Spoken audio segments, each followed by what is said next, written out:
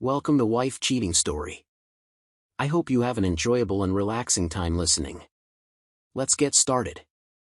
Before we begin, let me know where you're tuning in from down in the comments. And if you enjoy this story, don't forget to subscribe and turn on notifications so you never miss our next tale.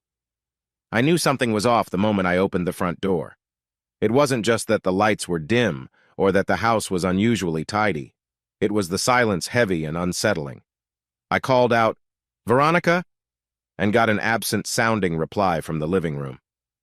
I shrugged off my coat, hung it on the hook, and braced myself for what felt like a charged atmosphere. She was curled up on our brown suede sofa, laptop on her knees. By all appearances, she was just finishing some late work. Nothing seemed outwardly wrong. But I've learned over time that the real story often lurks just beneath the surface. A half-empty mug of tea sat forgotten on the side table, the tea bag still in it, as if her mind had wandered elsewhere. "Hey," I said quietly, dropping my messenger bag by the coffee table. "You didn't text me back earlier." Veronica glanced up with tired eyes and forced a small, perfunctory smile. "Sorry, Adrian. Work's been brutal. Been at it all day. Guess I just zoned out." Immediately, I noticed tiny inconsistencies. Veronica usually used her personal mug with the silly cat face on it, not the plain white one. And ordinarily, she wouldn't leave the tea bag in, but I brushed it off. Everyone has an off day, right? I settled in next to her, noting the new pillow arrangement on the couch. She had a thing for reorganizing when she was anxious. "You okay?" I pressed, trying to sound casual. She let out a long breath. "Just tired, you know. Lots of client calls, design revisions, I can't even keep track." For a split second, I saw her laptop screen, an email window with no new messages. It looked more like she was staring at old messages than actively drafting something, but she quickly angled it away and shut the lid. Her posture was stiff, shoulders hunched. If I hadn't been married to her for years, maybe I wouldn't have noticed, but I did. "Don't push," I reminded myself. There was a time we had no secrets, when we'd unwind by talking about our entire day. But that time seemed far away now. I rose to head for the kitchen, rummaging through the fridge for something to eat. A Tupperware container of leftover pasta sat untouched. Normally, we'd text each other about dinner. Tonight, no messages, no plan. Maybe it was nothing. Maybe it was everything. "Adrian," she called from the couch, voice echoing softly against the walls. "I'm going to bed early. Make sure you lock up, okay?" I stepped into the doorway, glimpsing her silhouette as she strode down the hallway. "Sure," I managed to say, the small word feeling insufficient. She didn't even glance back. That night, as I locked doors and turned off lights, I replayed the day's moments in my head. Veronica's changed behavior had been going on for a couple of weeks at least. Random hours away from home. That evasive glint in her eye when I asked about her new perfume. My mind flickered through half-remembered details, tiny but telling. I knew I should talk to her, lay it all out. Yet something told me to wait. Maybe I'd find something that would explain everything without me uttering a single accusatory word. Sleep came slowly, filled with half-formed anxieties. My last coherent thought was the nagging question. What is she hiding from me? And why was I so certain there was more going on than just work stress? Come morning, I was still plagued by the same unease. Over a quick shower and a struggling attempt to fix my tie, I tried to remind myself that marriages go through phases, that maybe in a day or two she'd snap back to her usual, affectionate self. But her sudden distance felt different, like a part of her was already drifting away. I found her in the kitchen, dressed in a tailored black blouse and slacks. She usually wore bright colors, especially in the spring. This shift to muted tones wasn't that unusual, but it felt symbolic somehow. "Morning," she said. She sounded slightly friendlier, but her gaze was fixed on her phone. "Morning," I replied. "You're up early." She slipped her phone into her pocket. "I've got a client meeting. Deadlines, you know? I'll probably be home late again, don't wait up." She brushed her lips over my cheek. The gesture felt hollow, automatic. When she walked out, I found myself just standing there, listening to the front door close. No "I love you," no mention of dinner, no sign she cared whether we spent time together at all. My phone buzzed a reminder from my calendar about a staff meeting at the office. Normally, that routine professional beep wouldn't annoy me, but today it cut through my swirling thoughts like an alarm bell. I was going through the motions just like she seemed to be, but only one of us was telling the truth. At least that's how it felt. As I headed into work, I wrestled with the real question: was I overthinking it? Veronica was a grown woman with her own career. She'd always been independent. I admired that about her. Yet there'd never been such a glaring gap between our day-to-day interactions. It was as if she was physically here but emotionally absent. And the worst part, I had no idea why. At my desk, I drowned myself in spreadsheets, marketing proposals, and Zoom calls, anything to keep my mind busy. Still, fragments of the previous night returned in waves: her quiet posture on the couch, the unspoken tension in our brief conversation, the laptop screen that seemed more like a prop than a genuine workstation. Sometime around lunch, my assistant, Grace McCarthy, knocked on my office door. "Hey, Adrian, you got a minute to talk about next quarter's projections?" she asked, stepping in before I could answer. "Sure," I said, forcing a smile. "Let's see what we got." Grace, a sharp-eyed, no-nonsense colleague, placed a spreadsheet in front of me. As we went through the numbers, I couldn't ignore that her expression hinted at concern. She'd worked with me long enough to sense I wasn't quite myself, but she didn't pry, and I appreciated that. We stuck to business, analyzing the data for a few minutes, finalizing our pitch for the upcoming meeting. Before leaving my office, though, Grace paused. "You know, if you need anything an extra hand, a listening ear, just let me know." I blinked. "I appreciate it, Grace. I'm just a bit distracted this week." She nodded, gave a small, sympathetic smile, and closed the door behind her. Maybe my nerves were showing more than I realized. That evening, Veronica texted, "Working late. Don't wait up. Love you." The words seemed form-typed, lacking personality. I sighed, feeling the weight settle into my chest like a stone. The house was dark when I returned, dinner leftovers in hand. On the kitchen counter, I spotted her coffee mug from the morning, half finished. Next to it was an invoice from a boutique clothing store I didn't recognize. A single question hammered in my head: when did she go shopping? As hours ticked by, I paced around the living room, toying with the remote and scanning the channels aimlessly.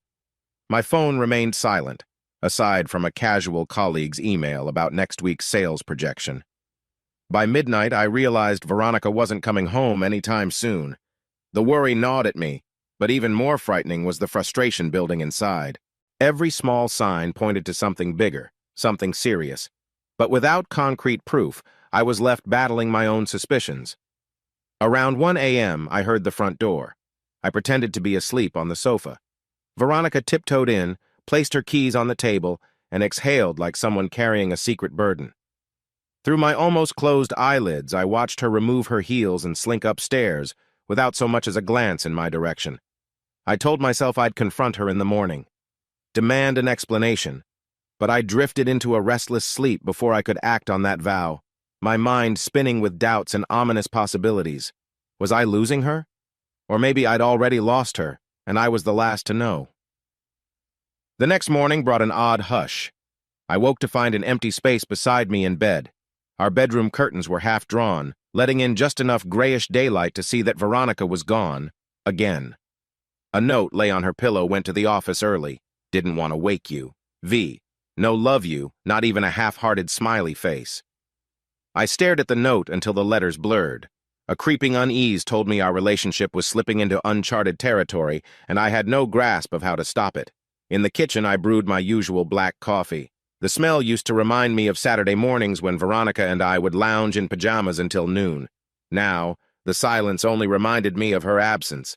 I turned on a local radio station for background noise. The weather forecast reported unseasonably chilly temperatures, matching my mood. A half hour later, I was shrugging on a jacket, about to leave for work, when a text alert pinged on our home phone system, a feature Veronica had insisted on installing. We rarely used it, but it synced with her phone whenever she was in the house. Curious, I glanced at the small screen. It displayed a partial message from an unknown number referencing an upscale downtown restaurant. My gut clenched.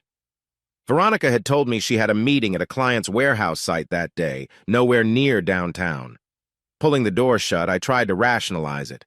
Maybe she changed lunch spots last minute. Maybe it was a friend. But these maybes were stacking up, and each new piece of evidence felt like I was quietly confirming my worst fears. At the office, I waded through the usual hustle. Phone calls, a couple of video conferences, staff check-ins. Grace arrived with a folder of the previous quarter's financial data, wearing her usual polite but efficient expression. We were halfway through discussing the numbers when I noticed a slip of paper peeking out from the folder, an unfiled receipt. I frowned and slid it out, not sure if it belonged to me or was misfiled from someone else. "Grace, what's this?" I asked. She leaned in. "Oh, sorry, that got shuffled in. It's the expense receipt from last night's client dinner, but it's not yours. Might be Dave's. He mentioned taking a potential partner out for a meal." She paused, noticing my tension. "Everything okay, Adrian? You've been somewhere else lately." I hesitated before exhaling. "Veronica's been. Busy. Coming home late. We're just out of sync." Grace studied my face for a second, then offered a small nod. "I understand. Let me know if I can help with anything. Really." I mustered a grateful smile. "Thanks, Grace. I'll be fine." But I wasn't fine. That day I was on high alert. Every phone notification, every random mention of dinner or restaurant set off a twinge of paranoia. During lunch, instead of joining coworkers, I found myself scrolling through my shared calendar with Veronica on my phone. I noticed she had indeed listed a client lunch at warehouse for that afternoon. My mind flicked back to the unknown text on the home phone system about a downtown restaurant. The discrepancy felt like a neon sign. She's lying to you. When I got home that evening, I discovered her in the kitchen, chopping vegetables with meticulous care. The scene almost looked normal couple cooking dinner together, except she didn't greet me with a smile. She glanced over her shoulder, gave a strained, "Hey," and returned to her task. "How was your day?" I ventured, trying to sound casual. "Busy," she replied curtly. "Lot of running around." She didn't elaborate. My heart pounded as I reached into my coat pocket. That's when I remembered the curious receipt I'd found on the kitchen counter the night before from an upscale boutique. I pulled it out slowly, holding it up. "Veronica, do you mind telling me about this? It's for a store I've never heard of." She shrugged, turning off the stove. "What's the big deal?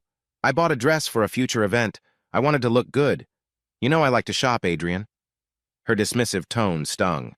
"Yeah, but you told me you were at work." She exhaled, frustration apparent. I left the office early, grabbed the dress, and went back. "Stop interrogating me. I have the right to buy clothes, don't I?" Her sudden defensiveness caught me off guard. Look, it's not about the shopping. I just want to know how your day was. You barely talk to me anymore." For a moment, she was silent. Then she huffed. "Adrian, I'm under a lot of stress. My design firm is picking up new clients, and I'm juggling too much. I'm sorry if I haven't been super chatty." We ate dinner mostly in silence. Our conversations had never been forced before. Now it felt like walking on eggshells, every question risking an argument. When the meal was over, she retreated upstairs, muttering about an early night. I stared at the half-cleared dishes, wondering how we got here. Later, as I was cleaning up, my phone buzzed. A social media notification. One of my colleagues had posted a photo of a rooftop bar they visited. In the background of that photo, though partially obscured, stood a woman with Veronica's distinctive curly hair and slender frame, wearing a black sheath dress. She was standing close to a tall man, face blurred in the background lights. My co-worker's caption read, "Great night at Donovan's rooftop celebrating a new deal with the team." A jolt of adrenaline spiked in my veins. Veronica had told me she was at her design office until 9 p.m. This photo was time-stamped 8:15 p.m. I felt the blood drain from my face. The phone nearly slipped from my grip. I considered confronting her right then, but a swirl of dread held me back. Without absolute confirmation, any accusation might be turned around on me. I swallowed hard, wondering if I was truly prepared to hear an answer if I pressed. My heart hammered as I texted that colleague. "Hey, was that from tonight?" A quick reply. "Yes. Just got home. That rooftop was packed." Suddenly, the walls of my life felt thinner. Veronica was living a separate reality. performing a different script than the one she shared with me. The question was, why? And how long had it been going on? That night, I couldn't sleep. I listened to the sounds of Veronica stirring in the next room, imagined her phone lighting up with messages I wasn't meant to see. I lay awake for hours, replaying the day in my head. My mind drifted to possibilities too painful to articulate. Finally, around 3 a.m., I drifted into a light doze. My last conscious thought was the date on that restaurant receipt. It matched one of her long work nights from last week. A pattern was forming, one I wasn't sure I wanted to see. But I knew one thing. If I continued ignoring the signs, I'd never understand how deep this went or how far she might have strayed. My mind churned all morning at the office. The routine tasks that once kept me busy felt painfully slow now, each project overshadowed by my suspicions of Veronica. Even coffee with extra espresso couldn't cut through my mental fog. By 10 o'clock, I realized I was mostly just staring at spreadsheets without absorbing a single figure. That's when Grace McCarthy, my assistant, knocked gently and peeked into my office. "Morning, Adrian. You look exhausted," she said, stepping inside with a stack of papers. She always had that concerned tilt to her eyebrows whenever she sensed trouble. "I haven't been sleeping well," I admitted. "What do you have there?" "A few updates on the marketing proposals," she said, handing over the papers. "But I also wanted to check in on you." I sighed, struggling to maintain composure. "It's probably obvious, isn't it?" Grace nodded slightly. "You can talk to me or you can tell me to butt out. I'll respect either." I folded my arms and swiveled my chair, letting my gaze fall on the window. Outside, the clouds hinted at rain. In a low voice, I said, "Veronica's been distant, really distant. She's out late, claims it's work, but never has a real story. I've caught small lies, and I can't shake the feeling that there's someone else." Grace's expression softened. "I'm sorry, Adrian. That's rough." She paused. "Have you tried talking it out with her?" "I have, kind of, but she deflects." I rubbed my temples, feeling a dull ache. "I don't want to accuse her without being sure, because if I'm wrong—" Grace nodded, finishing the sentence in her own way. "It could destroy your marriage for no reason, but if you're right, it's—" I swallowed, my throat suddenly dry. "Exactly." She offered a weak smile. "Look, if you need more than just talk, let me know. I can recommend a reputable private investigator. I've had a couple friends go through this. It's not pleasant, but it's an option." A strange comfort came from hearing that. "I'll let you know." "Thanks, Grace." By lunch, I had convinced myself to take a half day. The swirling questions wouldn't let me focus on work anyway. I made some excuse about a personal errand, grabbed my coat, and headed out. For nearly an hour, I sat in my car in a parking lot, texting Veronica just to see if she'd respond promptly. "Hey, how's work?" No immediate reply. Eventually, my phone buzzed. I looked down to see her message. "Busy. Can we talk later?" That sinking feeling returned. My phone's background photo, Veronica and I from last year's beach trip, mocked me with happier times. I turned the screen off, started the engine, and headed home, trying to figure out what to do next. Upon entering the house, I was greeted by an eerie quiet, the kind that amplifies every creak in the floorboards.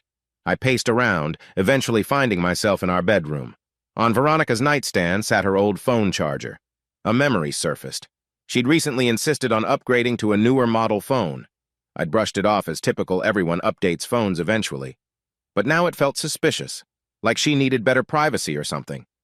I perched on the edge of our bed, scanning the room. The closet door was slightly ajar. Inside, I noticed she'd rearranged her clothes. The formal dresses she rarely wore were suddenly at the forefront. I gently reached out to touch the soft fabric of a midnight blue gown.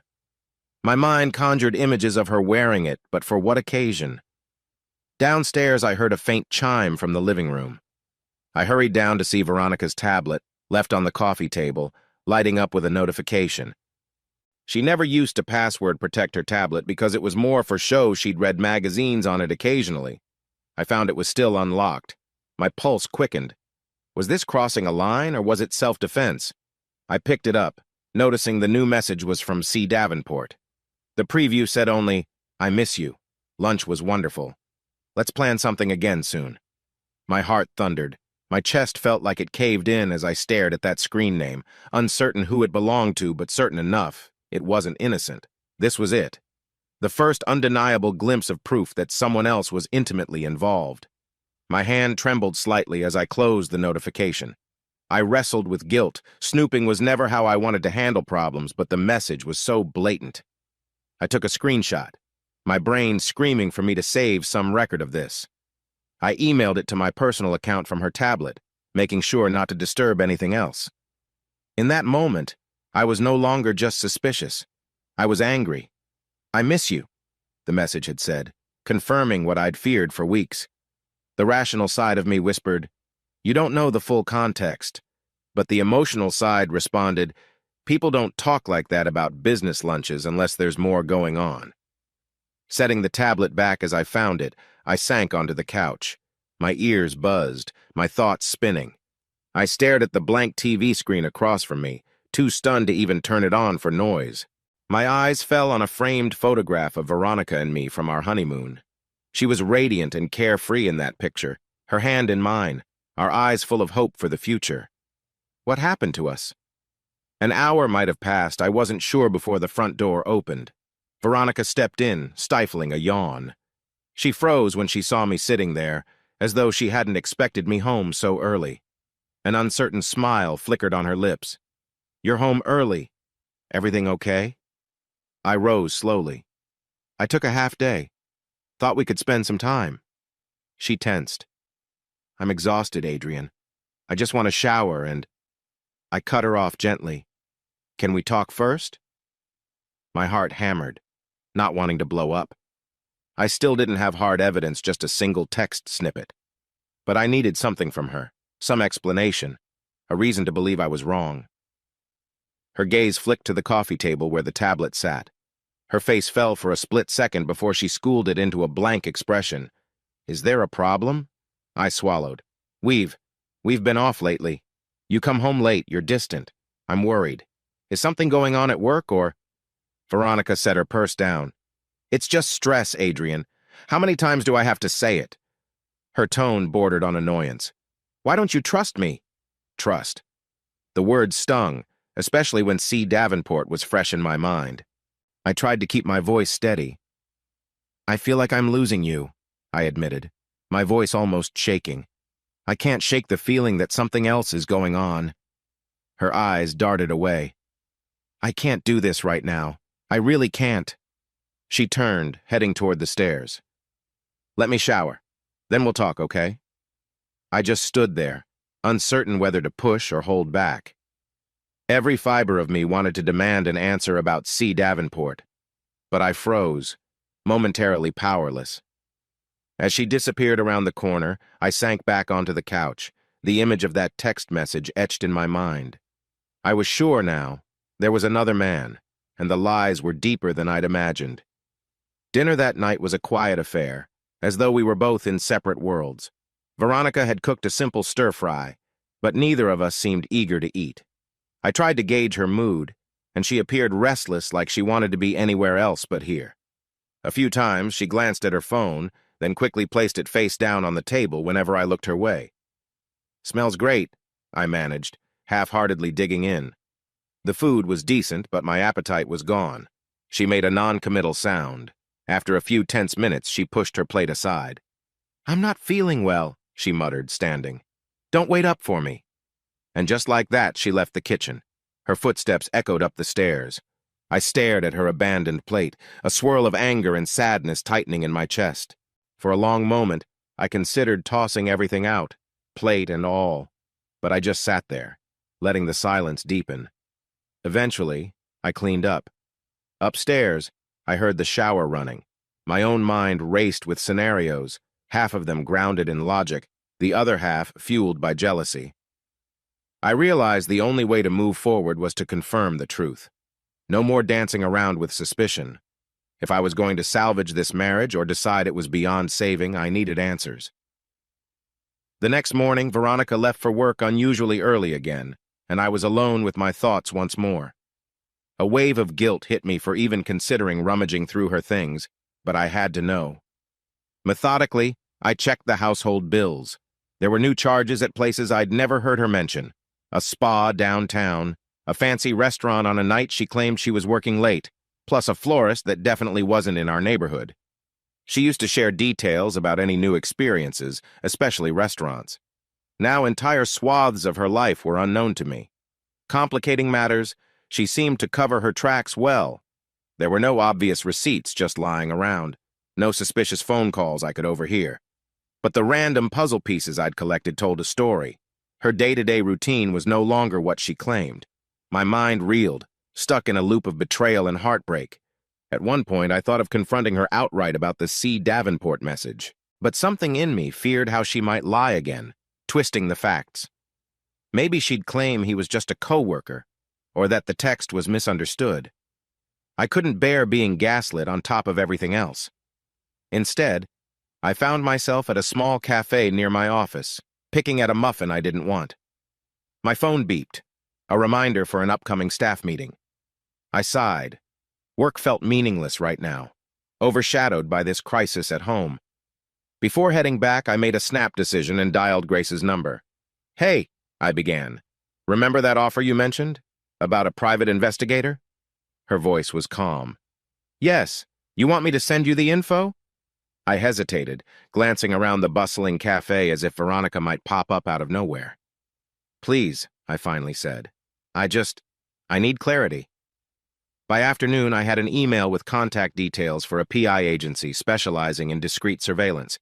I told myself it was just an option, not a certainty. But deep down, I knew I was on the brink of taking that step, one that, in many ways, feels like a point of no return. That evening, Veronica was out again, meeting a friend from college. I tried calling her around 9, but she didn't pick up. At 10, she texted me that she was heading home soon. It was past midnight when she finally came in. I heard her footsteps on the stairs and pretended to be asleep. The bedroom door inched open, letting in a beam of hallway light. She stood there, silent, perhaps checking if I was really asleep. I felt my heart pound under the covers, my breath shallow as I forced myself to remain still. Her whispery sigh drifted across the room, heavy with something like regret or maybe just exhaustion. Then the door closed. I heard her retreat to the guest room, one we hardly ever used.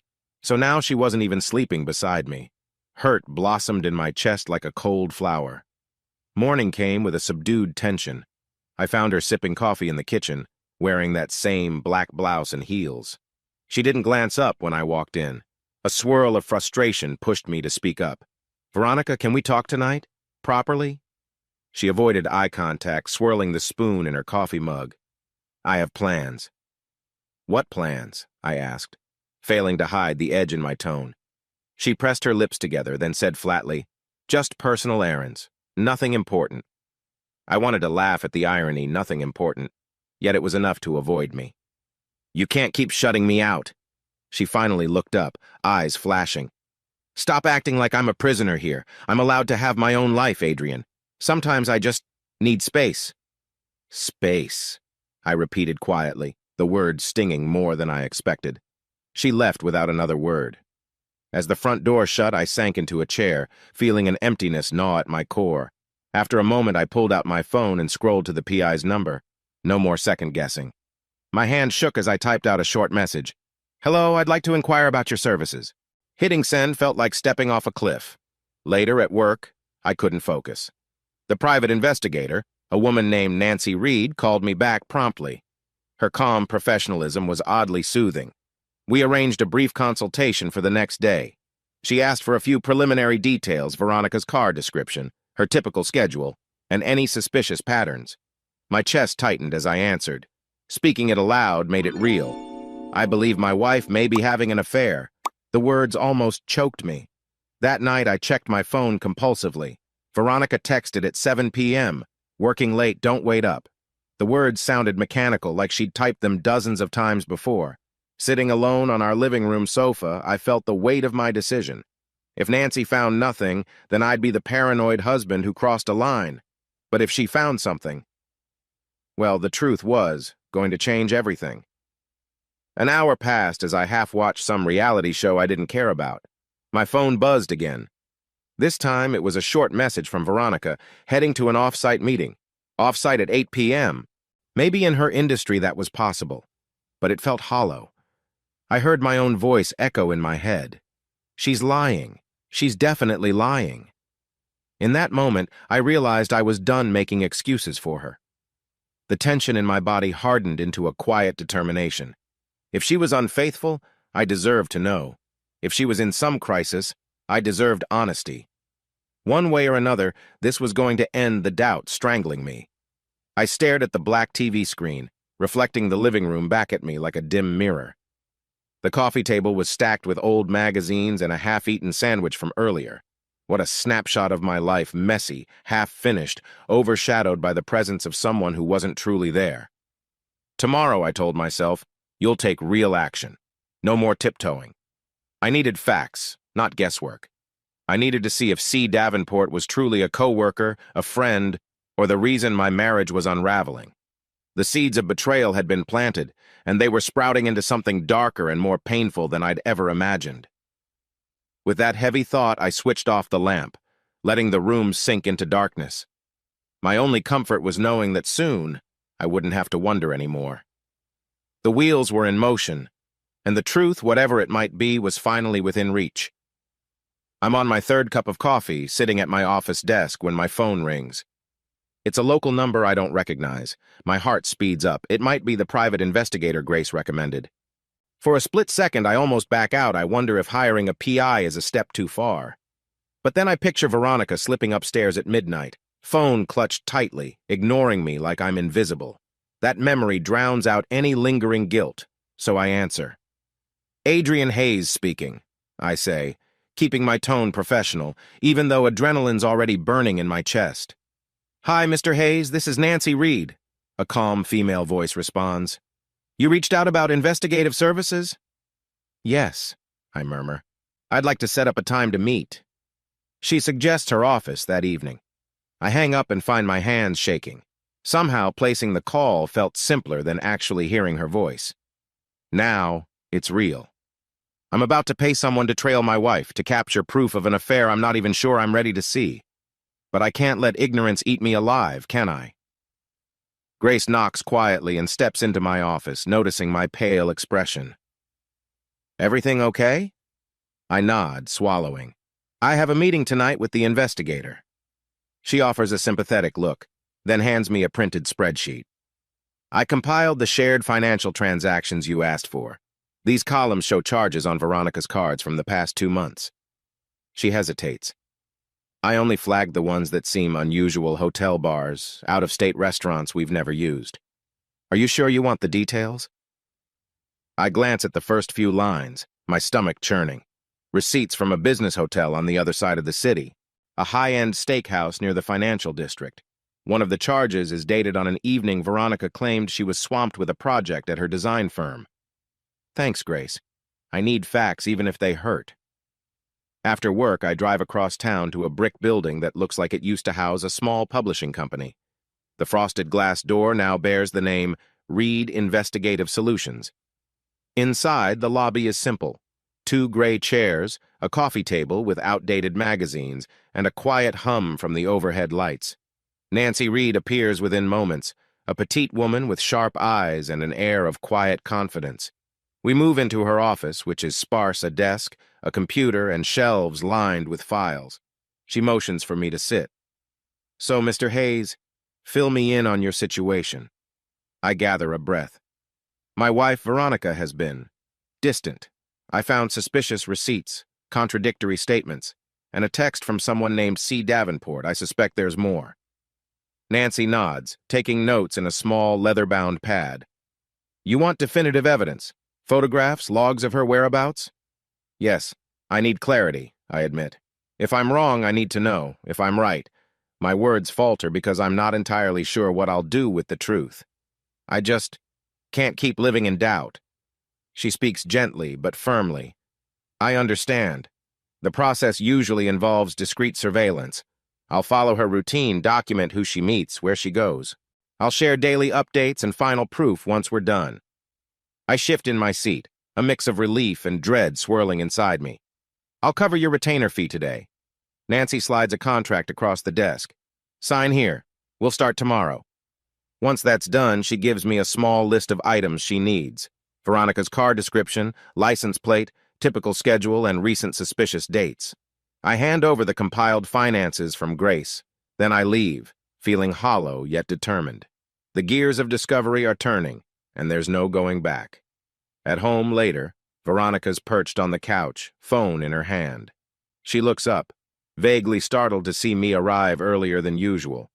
"You're home early," she comments, a question lurking in her tone. I respond with forced casualness. "Yeah, decided to cut back on overtime. Didn't you say you had a late client meeting?" She hesitates, eyes darting away. "Got canceled last minute. Thought I'd have a quiet night in?" I force a smile. "Sounds nice." Inside, I'm screaming questions. Was it canceled, or did you just lie again? But I keep my face neutral. If Nancy is starting tomorrow, my best move is to act normal. We eat a strangely tense dinner. The conversation revolves around trivial things, her telling me about a stressful supplier run, me nodding politely. I note how she leaves certain details vague, skipping times and places. Afterward, she turns in early, complaining of a headache. I sit in the living room, the news on mute, my mind only on tomorrow. The last time we were truly happy feels like a lifetime ago. Now I'm planning surveillance. This is my life. Before bed, I text Grace a quick thanks for her support. She replies, "Hang in there, Adrian." Brief, but it helps. In the silence of my bedroom, I lie awake wondering if I'll regret finding out the truth. But I banish the thought ignorance won't keep my marriage afloat. If we've already fallen apart, I need to see the wreckage for myself. Nancy updates me by phone each day that week.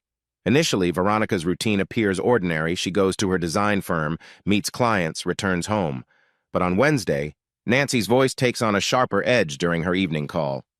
"Mr. Hayes," she says, "I observed your wife leaving her office early.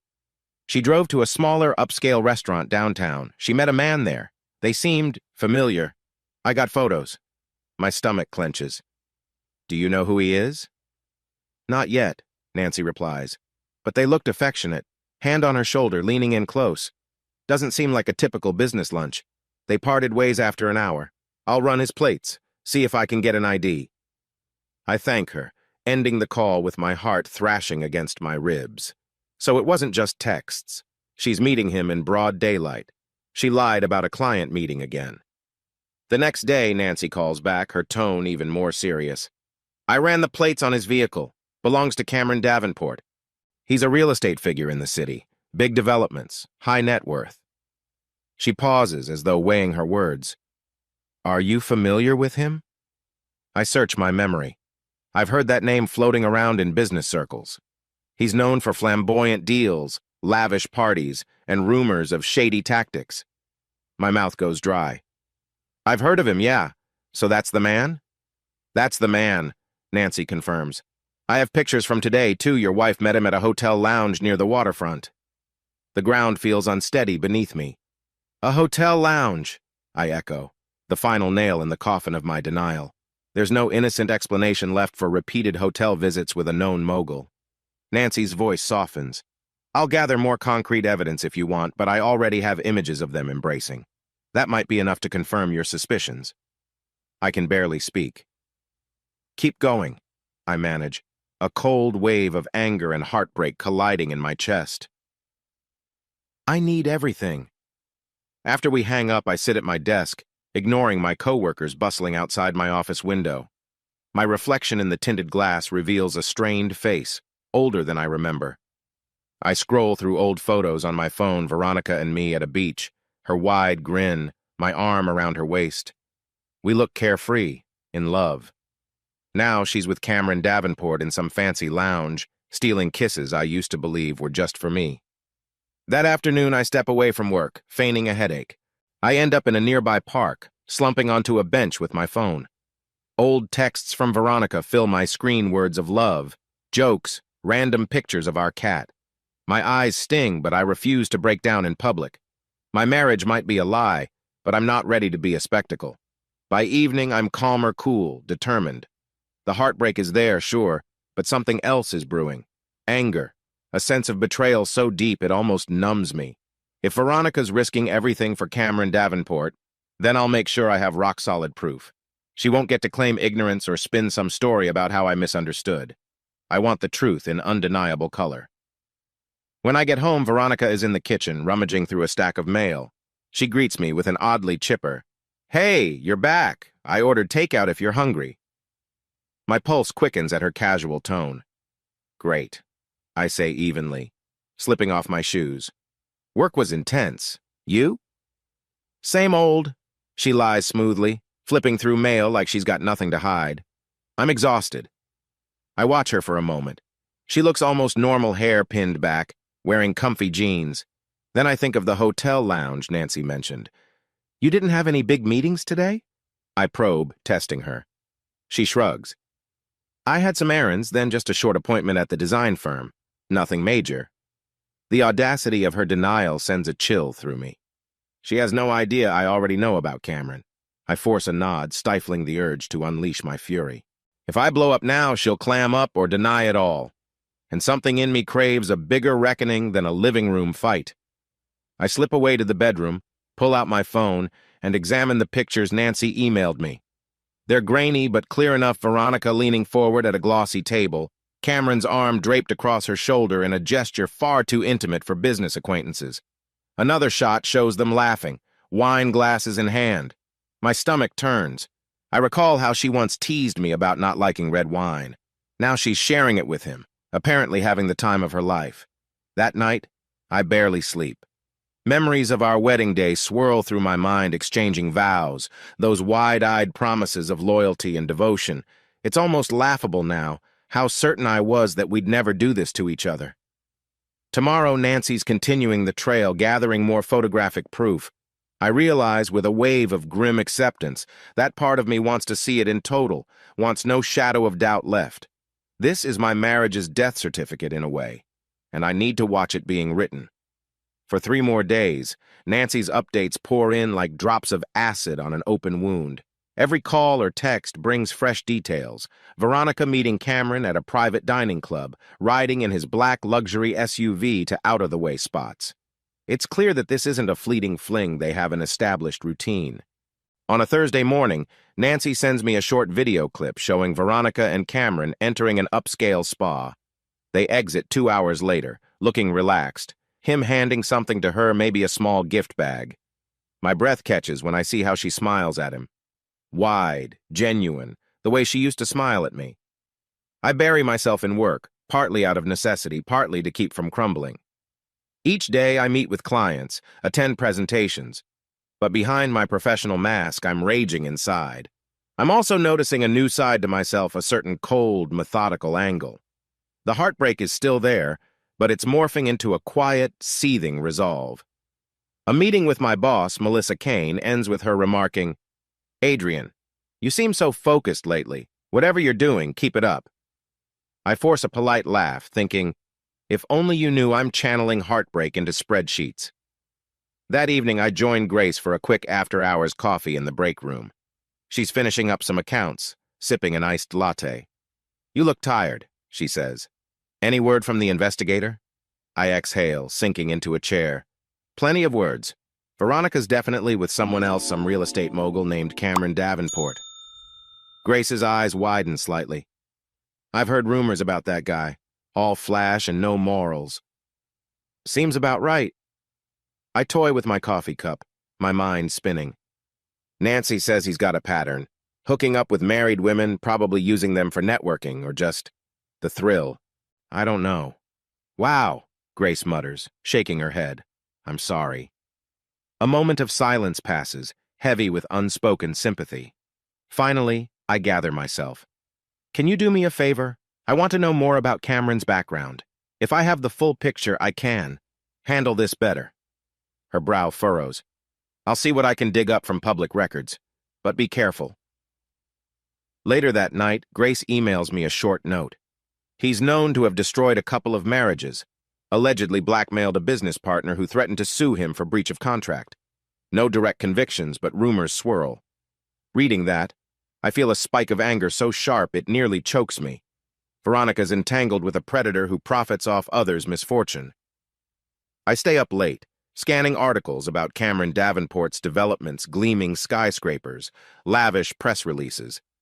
I notice a handful of small-time lawsuits that mysteriously disappeared, presumably settled under the table. Each mention of his name feels like a fresh punch in the gut. This is who Veronica left me for? Another day of Nancy's surveillance confirms my suspicions. Cameron is cunning. Their meetups are discreet small boutique hotels that pride themselves on privacy, out-of-town restaurants. Veronica uses a burner phone when she's with him. Nancy caught a glimpse of it during one of her stints. She's gone to lengths I never imagined to keep me in the dark. One evening, Nancy calls me with a tightness in her voice. "Adrian, I followed them to a property on the outskirts of the city. Looks like an empty development site Cameron owns. They spent over an hour inside a showroom. No other staff around. I have some pictures intimate enough to confirm they're definitely not just friends." The dull ache in my heart flares again. "Thank you for letting me know," I say quietly. When I hang up, I feel a storm brewing in me. This is bigger than a casual affair. It's a pattern. Cameron's used to luring women away from their marriages, leaving wreckage behind. Now he's got Veronica ensnared, and she let him do it, my mind hisses. But I'm no helpless victim. I'm done wallowing in misery alone. That's when the shift happens. Heartbreak feeds into a fierce need not just to confront Veronica, but to bring Cameron down, too. Why should he get to keep walking away unscathed? I start organizing the digital evidence Nancy sends me. My computer folder expands with timestamps, text logs, photos outside hotel lobbies, screenshots of them leaving restaurants. On each file, I note the date and location, growing a damning timeline. One late night, while leaning over my laptop, I whispered to the empty room, "He thrives on secrecy, right? Let's see how he likes being exposed." It's a chilling thought, but I don't shy away from it. If Cameron's destroyed others, I won't stand by and let him waltz away with my wife. A quiet fury roots itself in my chest. I'm not sure if it's pure revenge or a desperate fight for some twisted sense of justice. Maybe both. Finally, Nancy texts me that her investigation is nearing completion. She has enough to confirm the affair beyond any doubt. We plan to meet again in a few days for a comprehensive handover of evidence photos, videos, location logs. I can barely sleep, imagining a thick manila envelope that ends my illusions of a salvageable marriage. That night, Veronica comes home around 10 p.m., the faint smell of cologne on her jacket definitely not mine. She tosses her keys on the table without a word. I watch her from the hallway, a creeping sense of alienation. It feels like we're strangers inhabiting the same house. She disappears into the guest room, closing the door.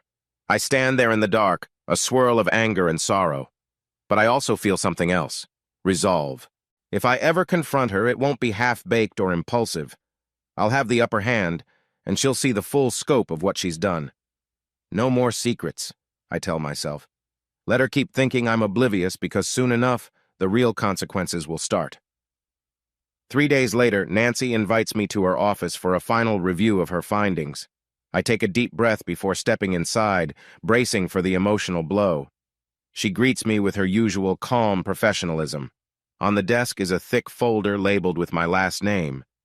"Morning, Adrian," she says softly. I have everything here: photos, timestamps, location logs, solid proof. My eyes flick to the folder and my stomach lurches. "Okay, let's see it." She proceeds to show me individual images. Some are candid shots of Veronica's car parked at a hotel. Others reveal her and Cameron seated in dimly lit booths or standing close outside an expensive spa. There are a few short video clips, grainy but unmistakable. Them stepping into an elevator, him wrapping an arm around her waist. My chest tightens painfully. "If you need these for legal reasons, they're date-stamped," Nancy explains. Veronica can't claim it's just innocent meetings. This is, well, it's conclusive. I nod, swallowing the bitter taste in my mouth. "Thank you, Nancy. You've done more than enough." She offers a small, understanding smile. I'm sorry it turned out this way. I leave her office with the folder in hand, feeling like I'm carrying the weight of my destroyed marriage. Yet as I sit in my car, the heartbreak stirs into something else, a plan forming in the back of my mind.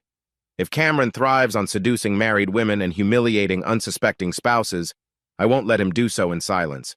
I might not know exactly how yet, but I sense a potential scenario forming one that could expose them both publicly.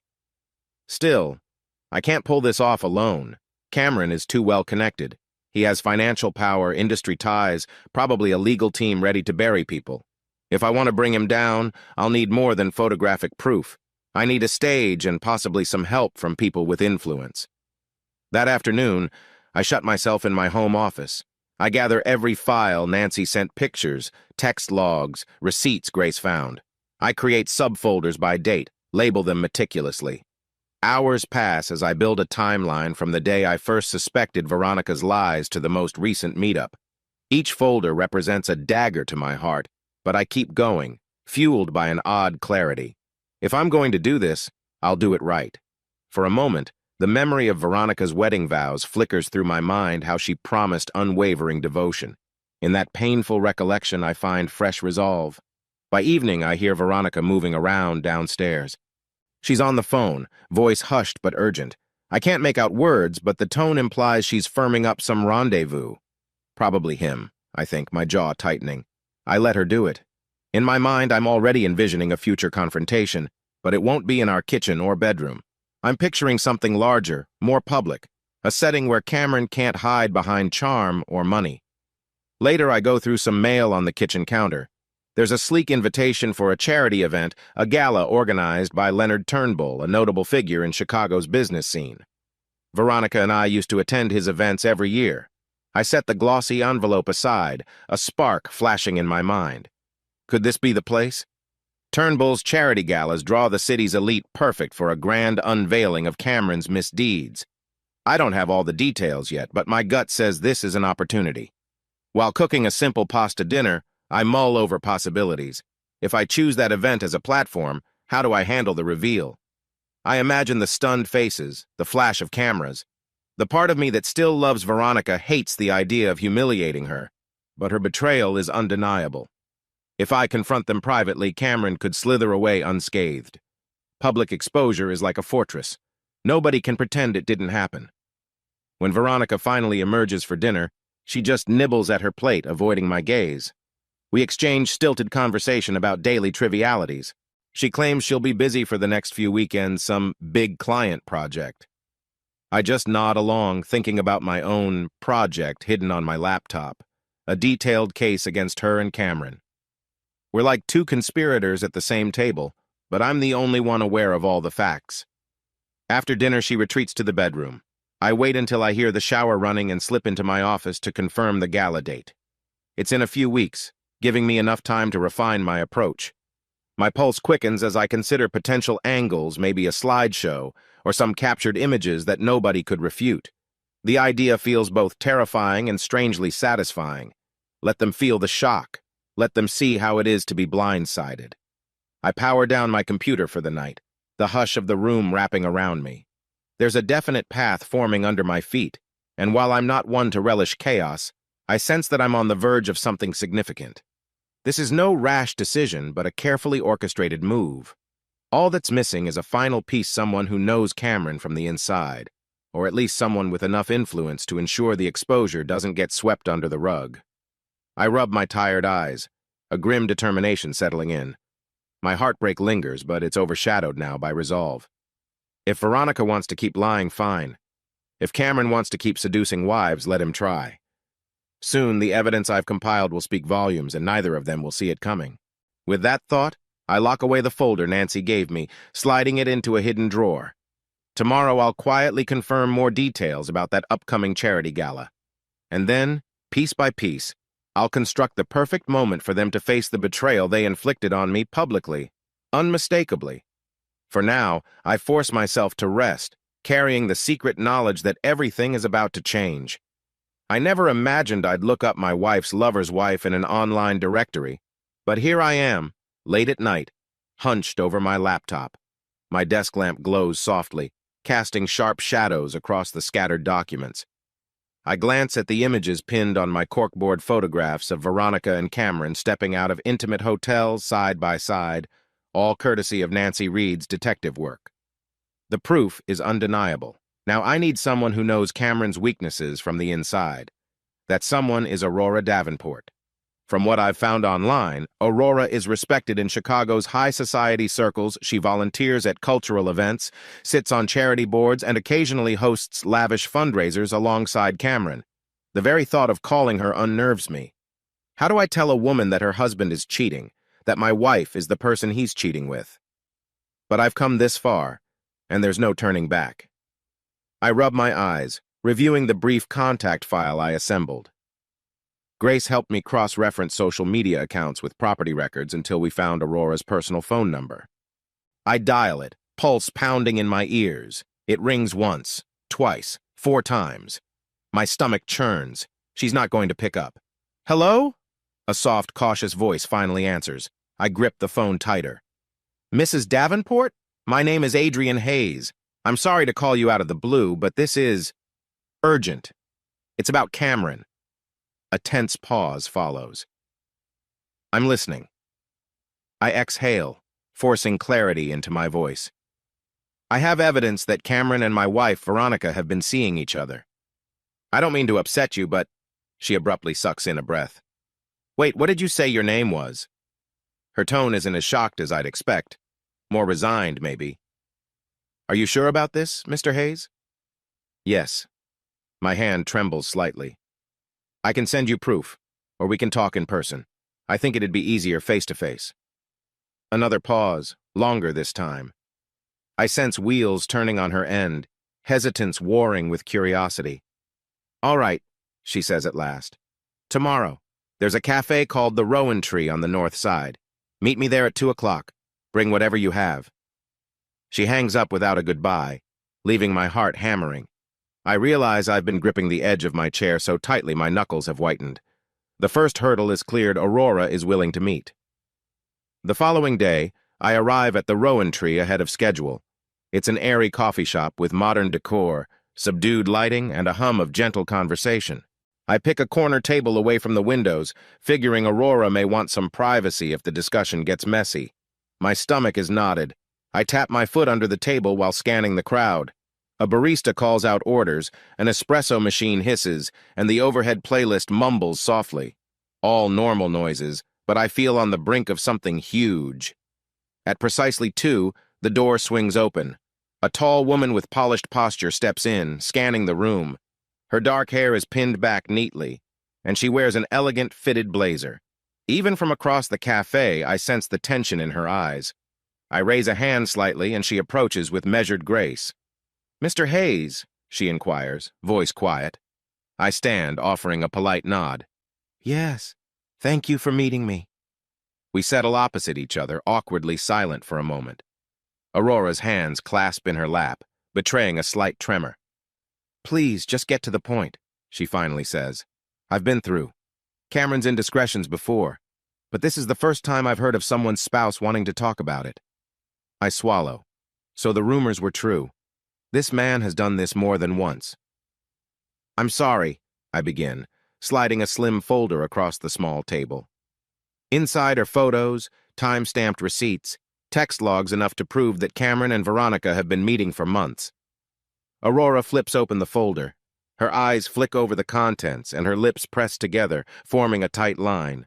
She doesn't cry or gasp. Instead, she exhales a shaky breath. "He doesn't even try to hide it well," she murmurs, bitterness threading her voice. "It's always the same pattern. Fancy places, hotels he invests in. He thinks it's discreet, but everyone knows. I've just turned a blind eye. Until now." There's a raw honesty in her gaze that shakes me. "I don't blame you for not wanting to see it," I offer softly. "No one wants to face this."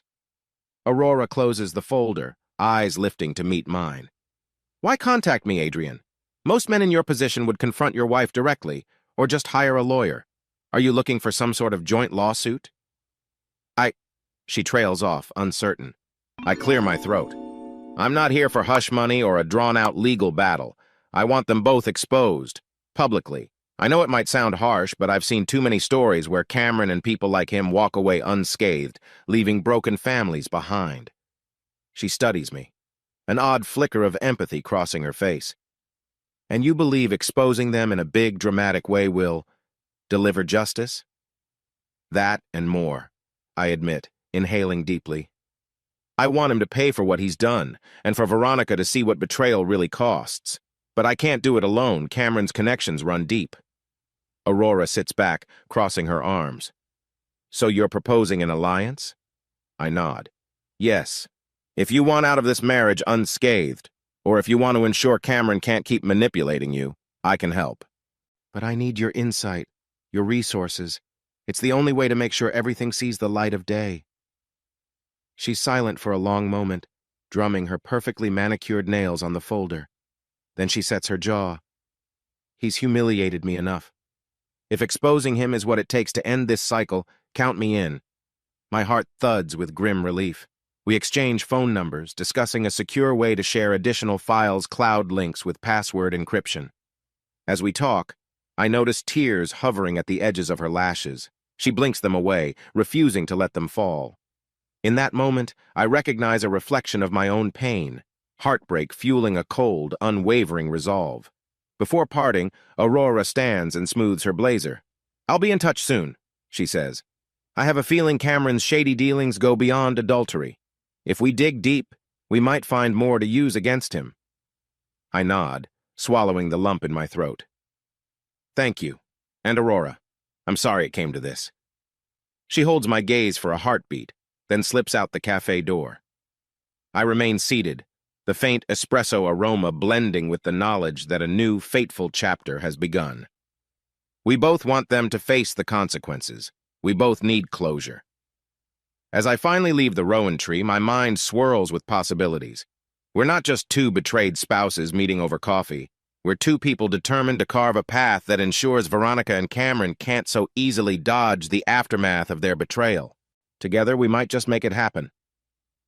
The next few days pass in a flurry of phone calls and encrypted emails. Aurora proves as capable as she is poised. Her background in philanthropic circles means she has a vast network of contacts.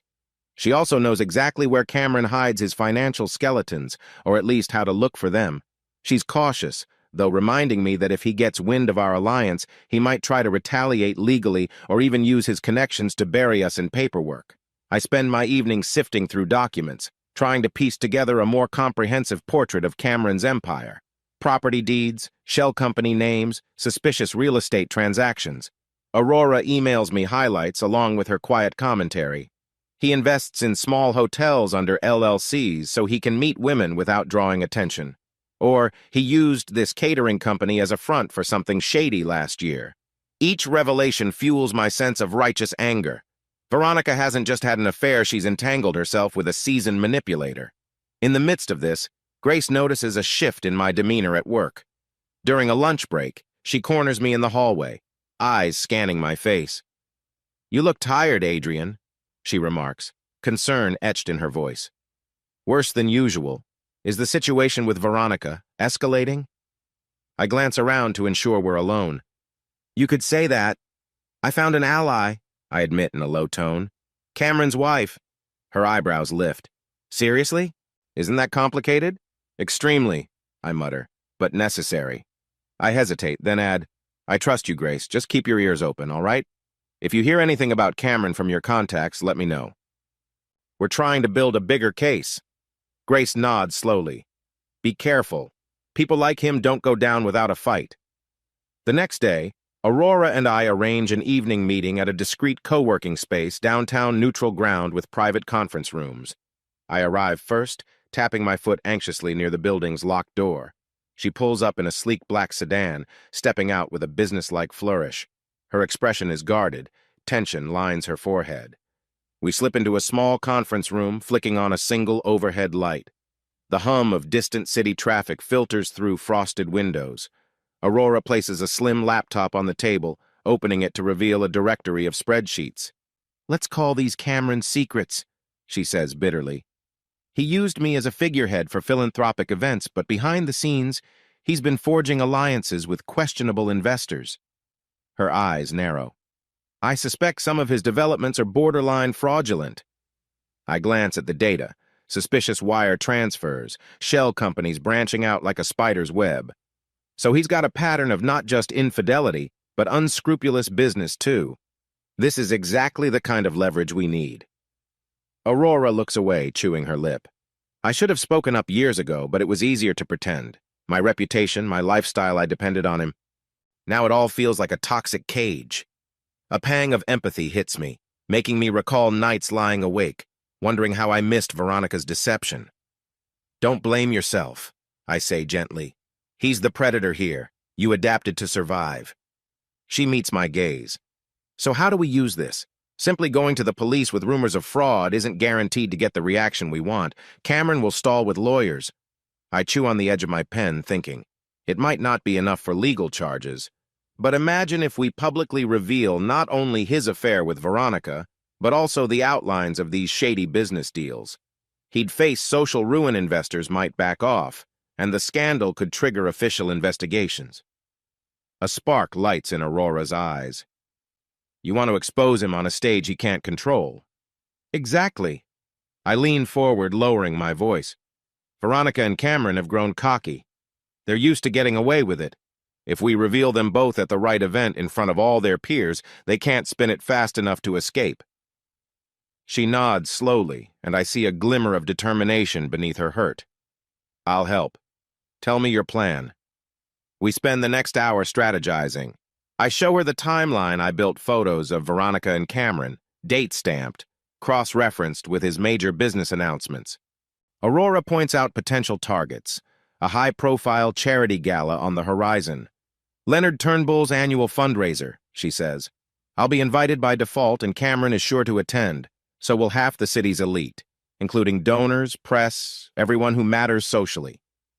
The idea of turning that event into a dramatic reckoning excites me and terrifies me in equal measure. We'll need to confirm that we can display images or a presentation, maybe hire a camera crew. We can slip it in under the guise of a donation highlight reel. Aurora raises a hand, smiling grimly. Slow down, Adrian. One step at a time. I have to figure out the logistics, how to ensure we have access to the gala's tech setup. But trust me, Turnbull is old-fashioned. He loves a grand show. A hush falls between us for a moment, the weight of what we're planning sinking in. We're about to orchestrate a public spectacle that will destroy our spouses' reputations. I should feel guilty, but all I sense is a relentless push. Veronica and Cameron chose to keep lying, sneaking around, hurting us, so we'll set the stage for their downfall. Before we leave, Aurora hesitates. One more thing, about Veronica. Are you sure you're ready for the fallout? Once you do this, there's no going back. I looked down at my hands, recalling how many nights I spent waiting alone, wondering if she'd come home, only to see her slip inside reeking of expensive cologne that wasn't mine. Yes, I say quietly, heat coiling in my chest. I'm past the point of no return. We step out into the chilly evening, parting ways with a determined nod. Our conspiratorial minds have merged, forging a plan that grows more tangible each day. As I drive home, my heart thuds with an odd mix of anticipation and dread. If all goes right, Veronica and Cameron's secret world is about to crack wide open. Over the next week, Aurora and I communicate almost daily via encrypted messaging apps.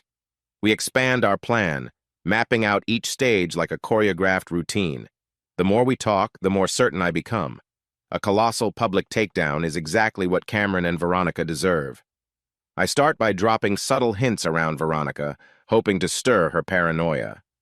One evening, she's tapping away on her phone when I casually remark, "We haven't attended many social events lately. Aren't we due for something big? Like Leonard Turnbull's fundraiser?" She looks up, startled, as though she wonders if I know about Cameron's probable presence there. I'm not sure, she says, biting her lip. I think it's a busy month for me. I feign disinterest, shrugging. Well, if we do go, I hear it's supposed to be extravagant. Inwardly, I'm satisfied to see the flicker of concern in her eyes.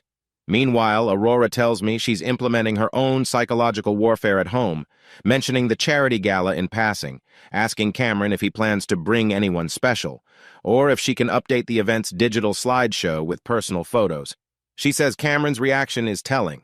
He grows stiff, changes the subject, insists the gala is just another fundraiser. One afternoon, Aurora and I meet at a small co-working office disguised as a marketing space. We've hired a local tech consultant, Daniel Finch, to set up our display system, someone Aurora trusts. A quiet genius who's good at hush-hush projects. He's a wiry guy with thick glasses and a calm, unassuming demeanor.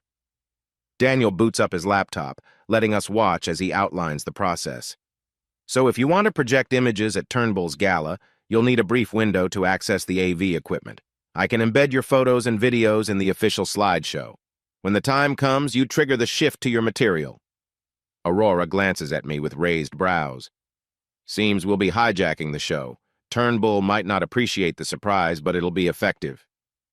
I can't help a tense smile.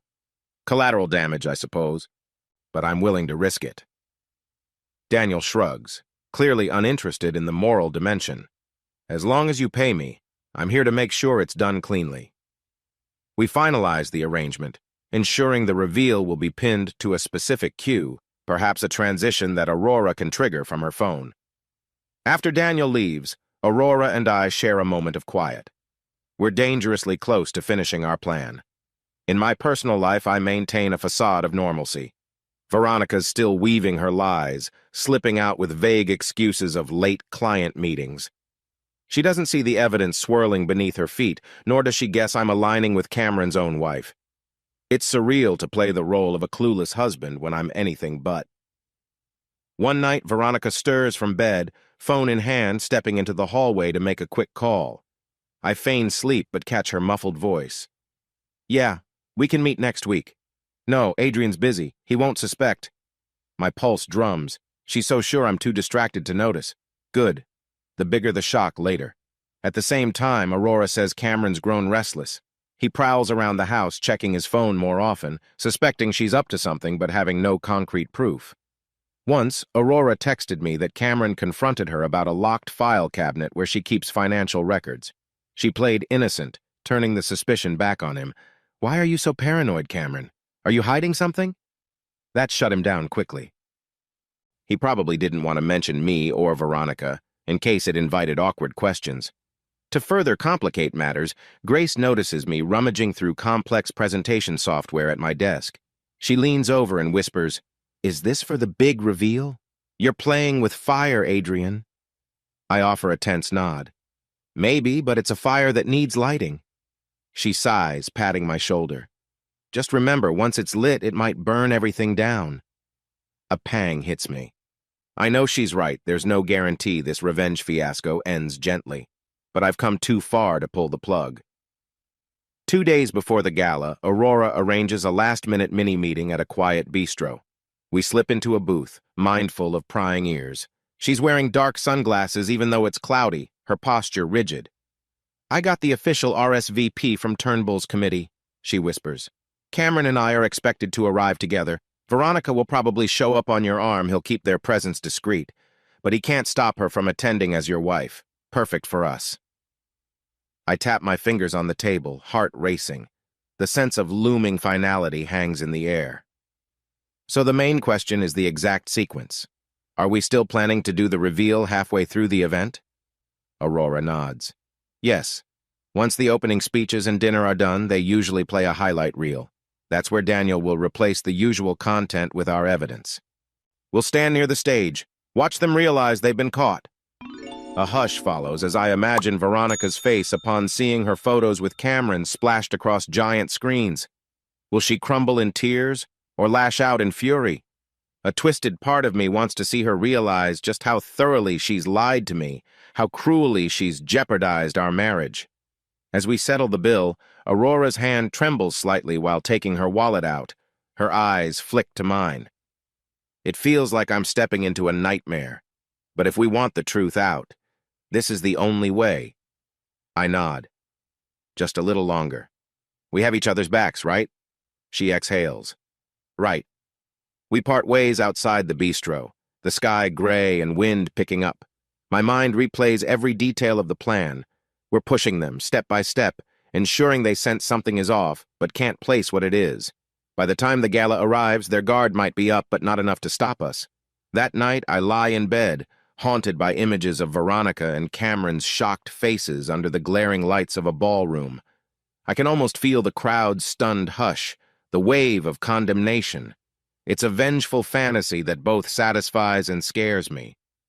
But if there's any hope of moving on, I need to see them face the consequences of what they've done. The night before the gala feels eerily calm, like the hush before a storm. I spend the morning running through last-minute details with Aurora by phone. She's already arranged for our friend Daniel Finch to be on site as part of the official media crew. He'll have a small black case containing the laptop loaded with our carefully curated evidence. I gather every shred of incriminating data one final time, duplicating the files onto a backup flash drive, just in case.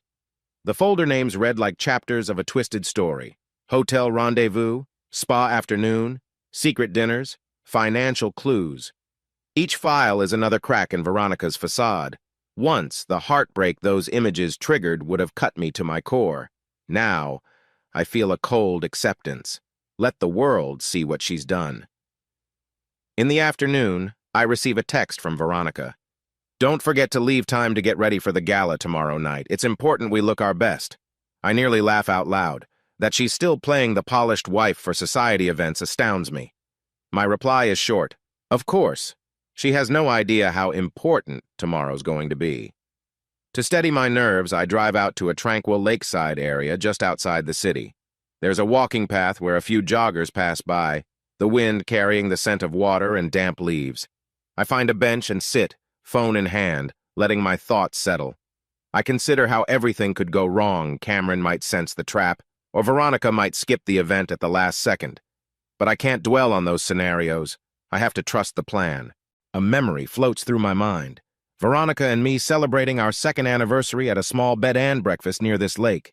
We'd strolled the shoreline at sunset, talking about future dreams, maybe kids, a bigger house. I pushed the memory away, forcing myself to recall what she's done since. The nights spent with Cameron, the elaborate lies. That helps cool any leftover affection. The past is gone. Tomorrow is all that matters. When I get home, I find Veronica organizing her outfit for the gala, a sleek black gown, matching heels, a small clutch.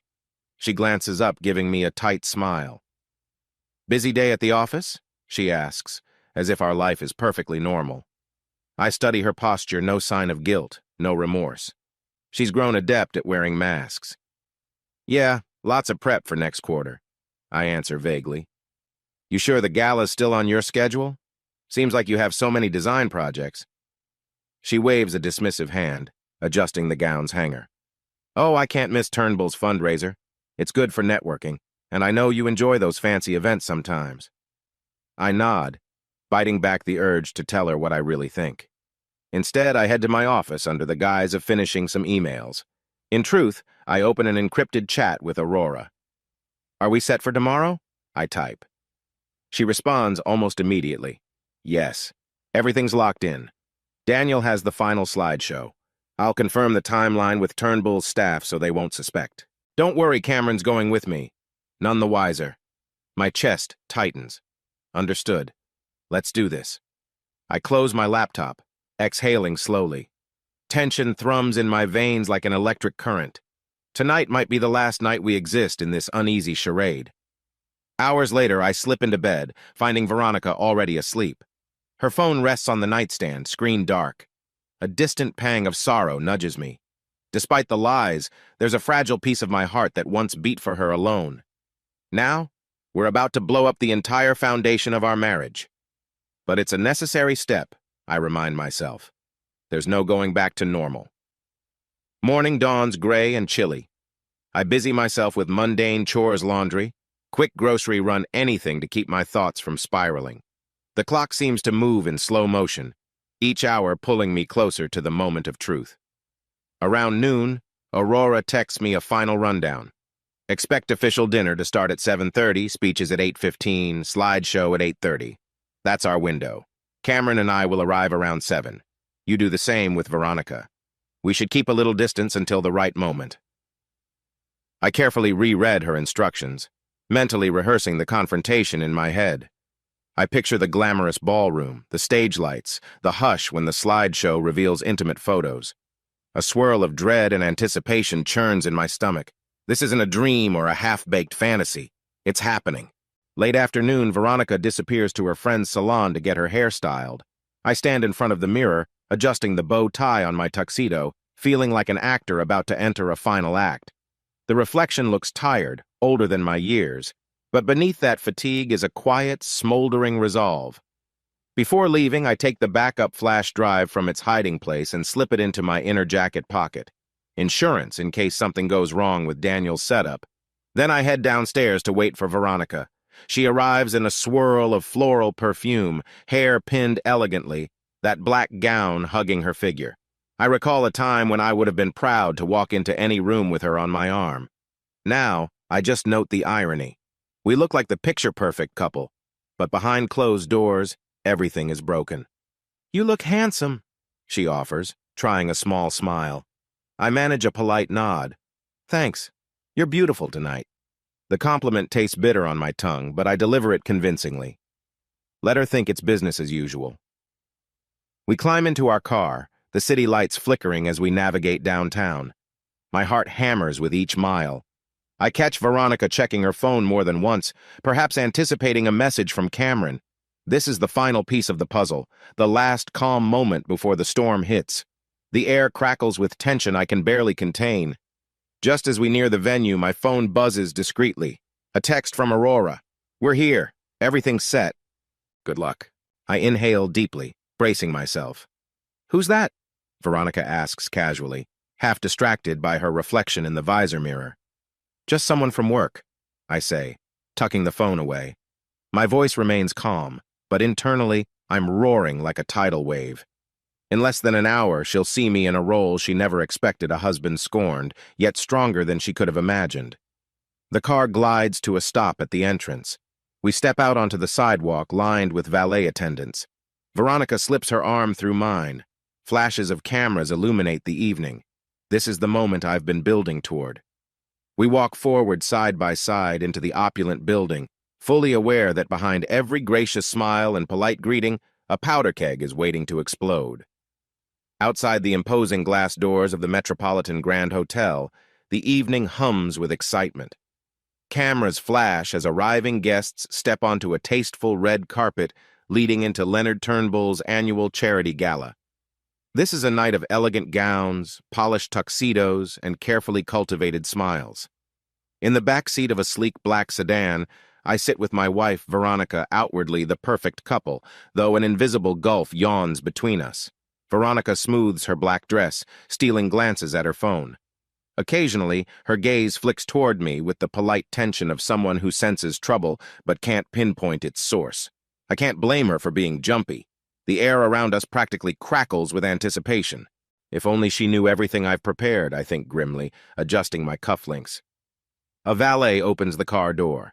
Veronica steps out gracefully, and I follow, blinking under the popping flashbulbs. The warm evening air is laced with cologne and perfume, drifting from the crowd milling by the entrance. Donors, socialites, and minor celebrities gather to exchange pleasantries.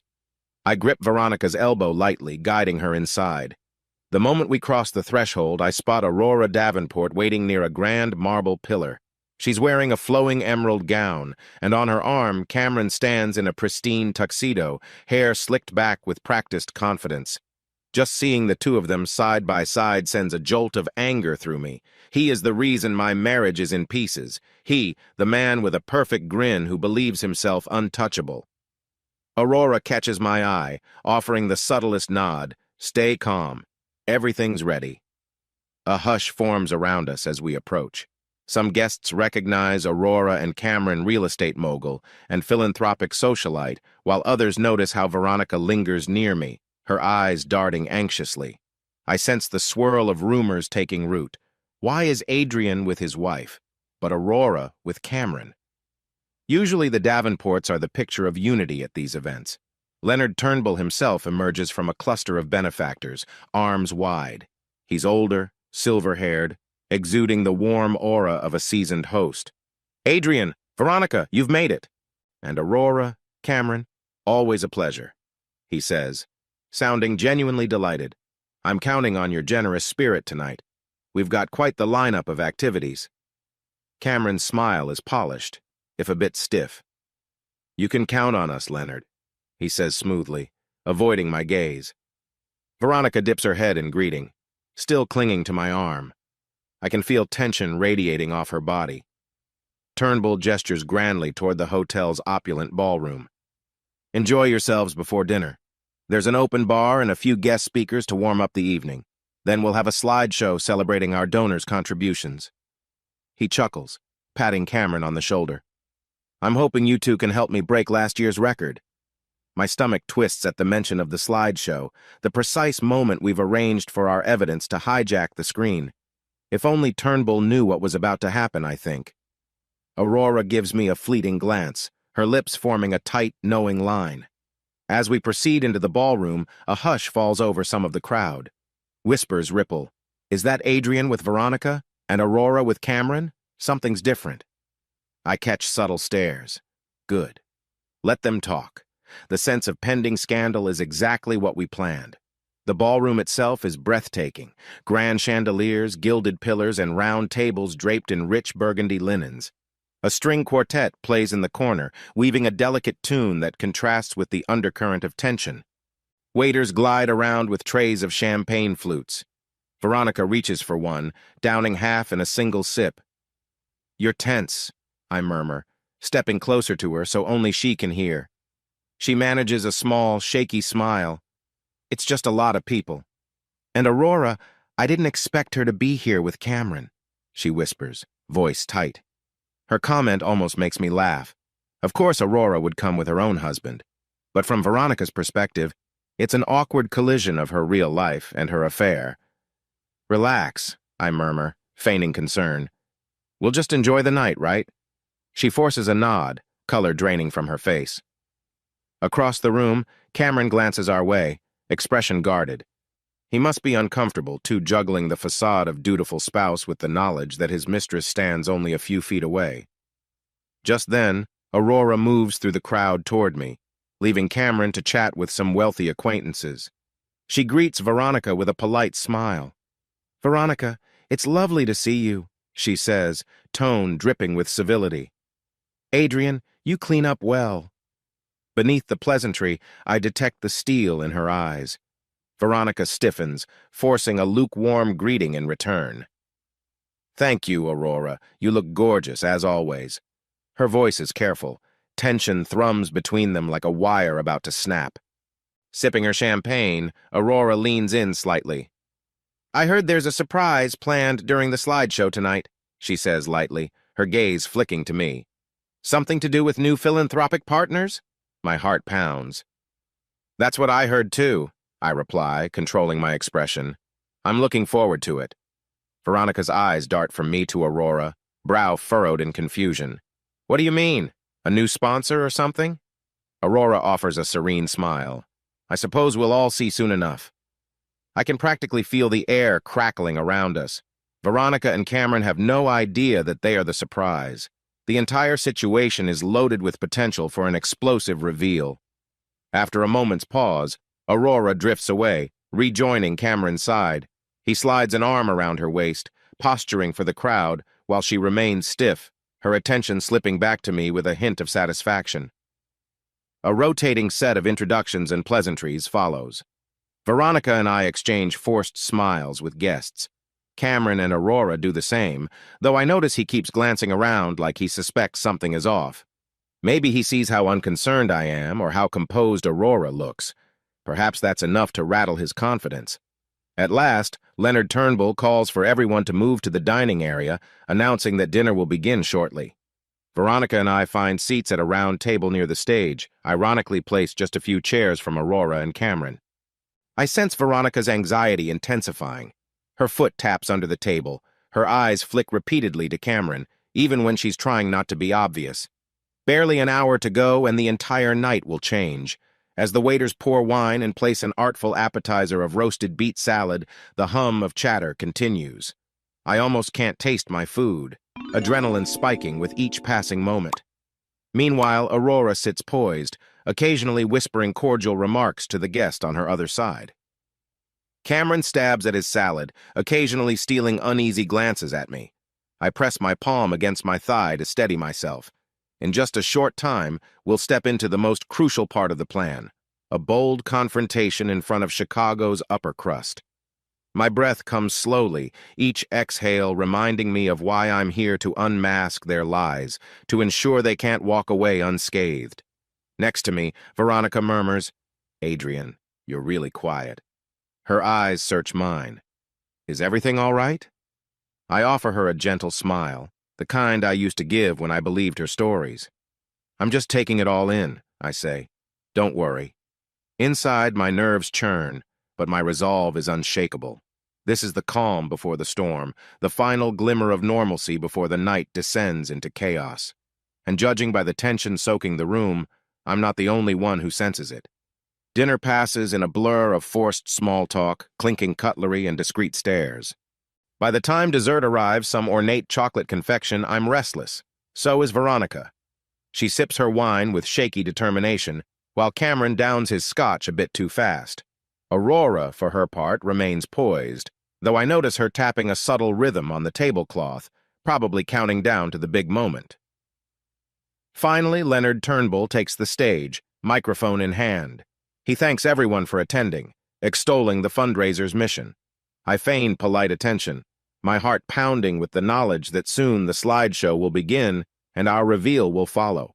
But before Turnbull transitions to the visuals, he announces a short interlude of dancing. A live band strikes up, playing a low, jazzy tune. Couples begin drifting onto the cleared area of the floor. I feel a shift in the atmosphere. This is where Aurora and I plan to needle our unsuspecting spouses. Veronica flicks me a questioning look.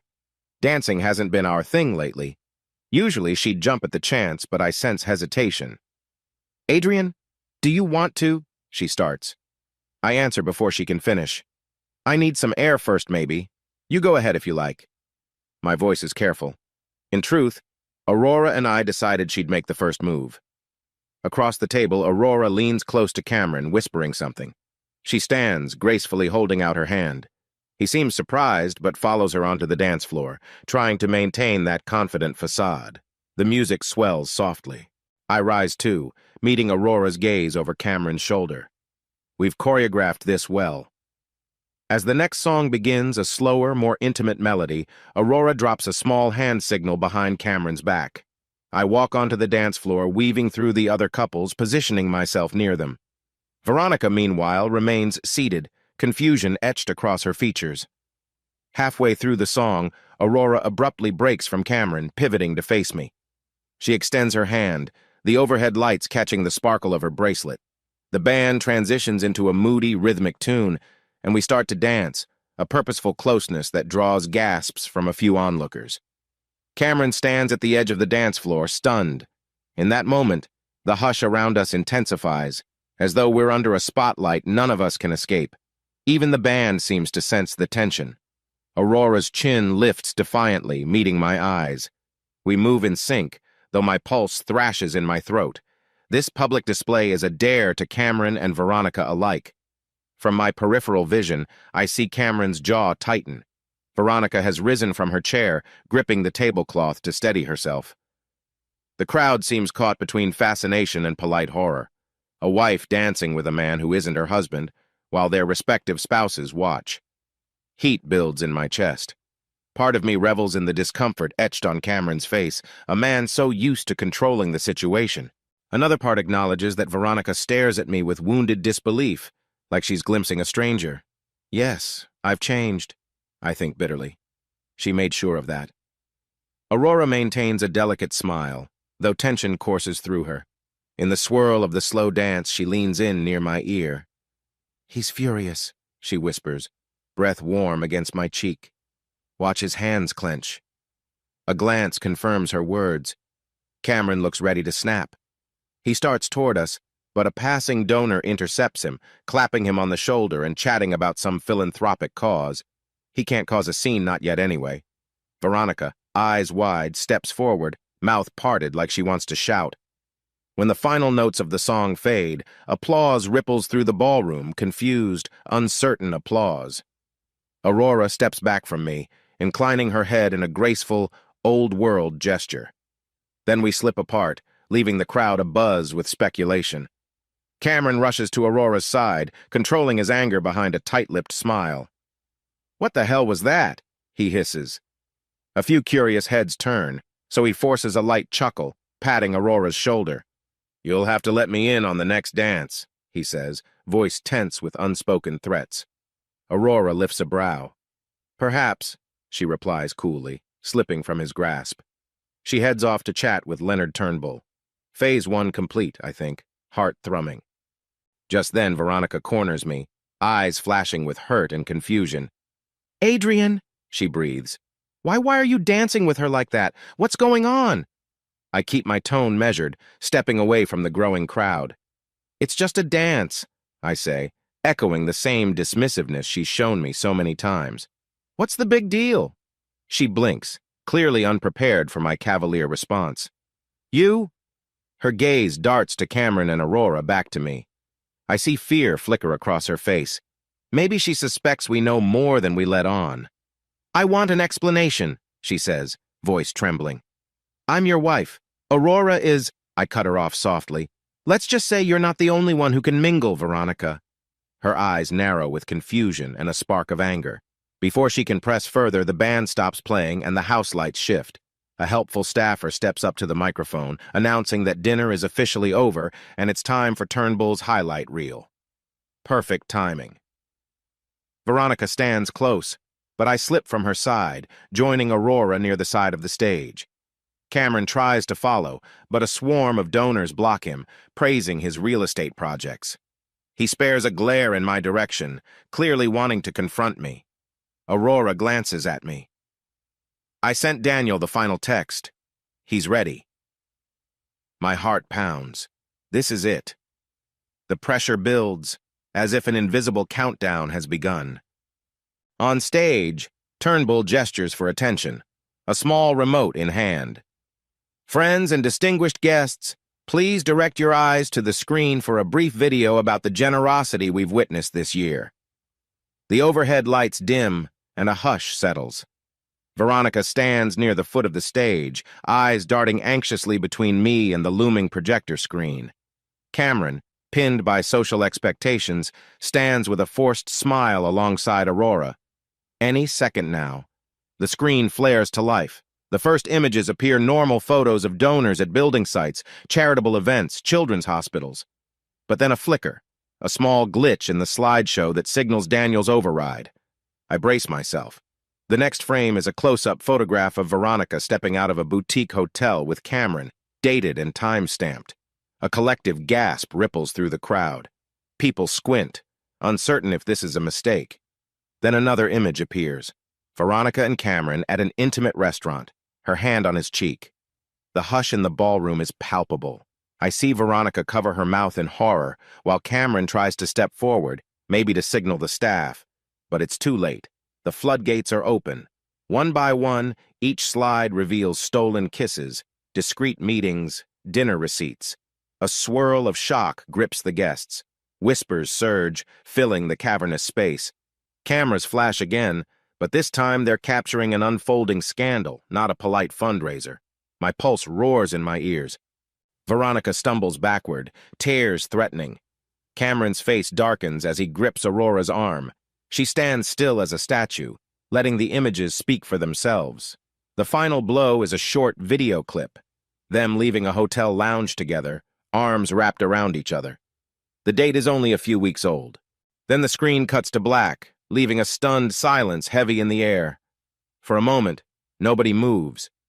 The entire ballroom stands transfixed by the black screen, the echoes of that damning video clip still running through everyone's minds. The hush is so deep it feels like we've all forgotten to breathe. Then the whispers begin muted at first, then escalating into a buzz of speculation. Veronica, hand trembling, looks at me with wide eyes. "Adrian?" she mouths, voice too strangled for sound. Tears threaten to spill, but she blinks rapidly, as if refusing to believe what just transpired in front of hundreds of people. Cameron whirls on Aurora, his forced composure cracking. "What the hell are you doing?" he hisses, loud enough that those near him can hear.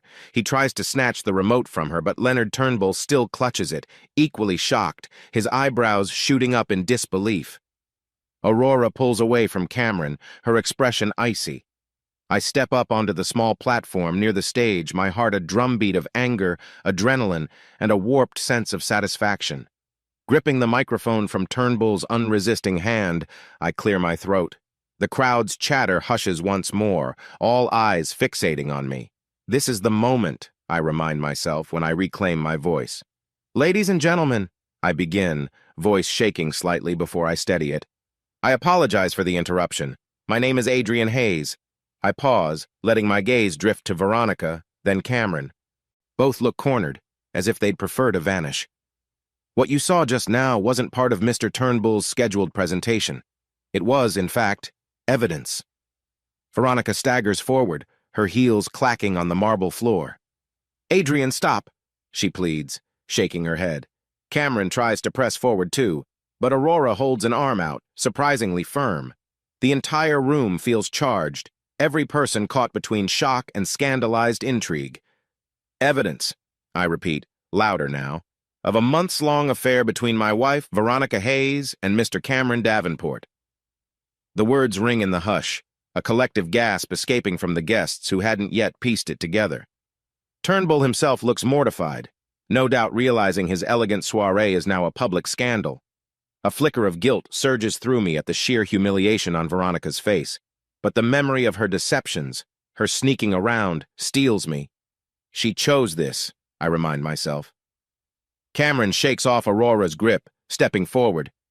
You have no right, he snarls, his voice taut with anger. Leonard, I'll make sure you regret letting this happen. He lunges for the mic, but I pivot away, adrenaline fueling my movements.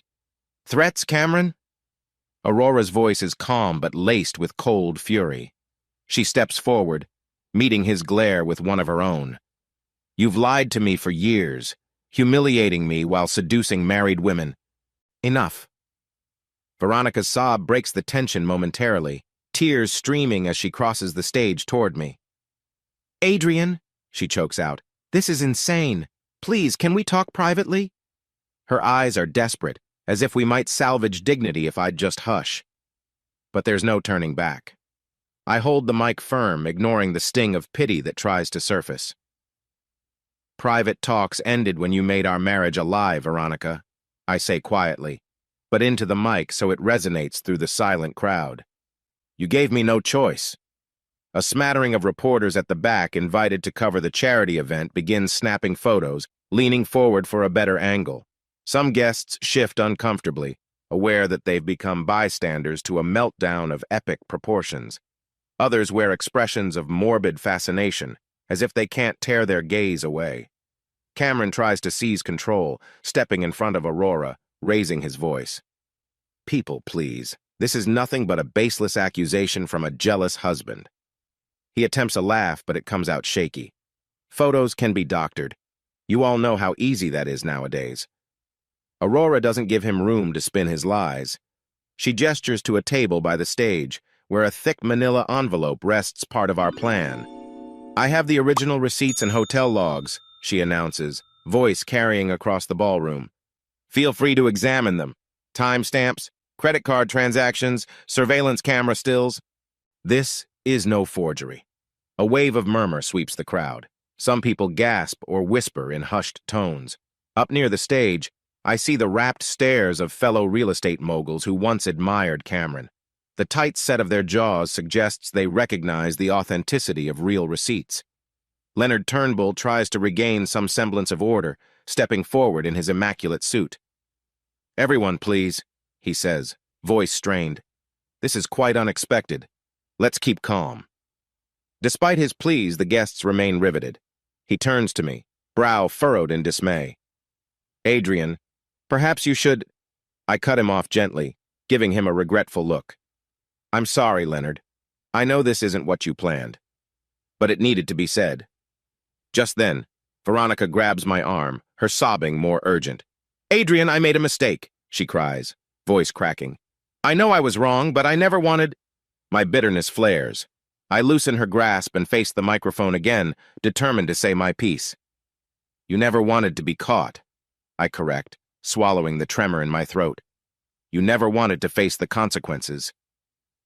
My words echo through the hush, and I sense the weight of them pressing on her. Cameron tries another tactic, turning his ire on me. "You're just a scorned husband looking for revenge," he spits. "This slander could ruin careers, organizations. I'll sue you for defamation." That's Aurora's cue. She slides out a set of folded legal documents from the envelope. "Here," she says, raising her voice so onlookers can hear. "Divorce papers, complete with the evidence Adrian and I compiled." She glances at Cameron, chin tilting. "I'm done being your pawn, Cameron, and we have enough proof to shut down any lawsuit you try." The crowd sucks in a collective breath. Divorce papers, served publicly. It's a spectacle that surpasses any hush-hush negotiations or private mediator. Cameron's face flushes red, veins bulging at his temple. Veronica stands beside me in horror, tears painting streaks in her mascara. For a fleeting instant, I see the heartbreak in her expression, a reflection of the pain I felt when I first discovered her affair. It tugs at something deep in me. But the anger runs too strong, fueled by months of deception, so I press on. Stepping away from Veronica, I pull a matching envelope from my jacket. "You're not the only one," I say to Aurora. Then I face Veronica, eyes burning. "I never wanted this, but you forced my hand." I extend the envelope to her, voice quivering with finality. "Divorce papers, Veronica. Signed. Waiting for your signature." A wave of gasps surges. Veronica's lips part in a silent sob. She stares at the envelope as though it's a viper. The cameras snap, capturing the moment in brutal detail. My chest aches, a swirl of satisfaction and sadness colliding in the pit of my stomach. Chaos ensues as a handful of security staff, bewildered, tries to maintain order. The projector remains dark, the slideshow ended, but the aftermath unleashed. Aurora stands rigidly near Cameron, who's fuming, hands balled into fists. Veronica attempts to speak, but words fail her. The entire fiasco is now etched into the collective memory of everyone in attendance. And still, I hold the microphone, finishing what I came to do.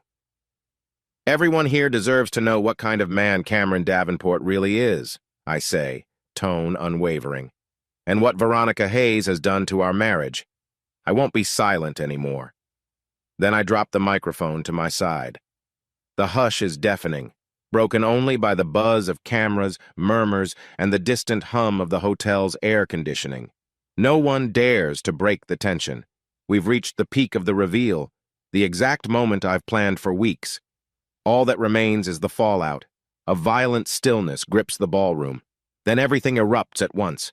Veronica half stumbles forward, choking on tears, her hands trembling as she tries to process the divorce papers in front of hundreds of people. Aurora stands tall, her posture betraying the swirl of emotion beneath, and Cameron rage lines his face, thunderous and unrestrained. He charges toward me without warning, eyes blazing. In a heartbeat, his fists are bunched in my shirt collar, yanking me off balance. Gasps and shrieks fill the air as I stagger against him.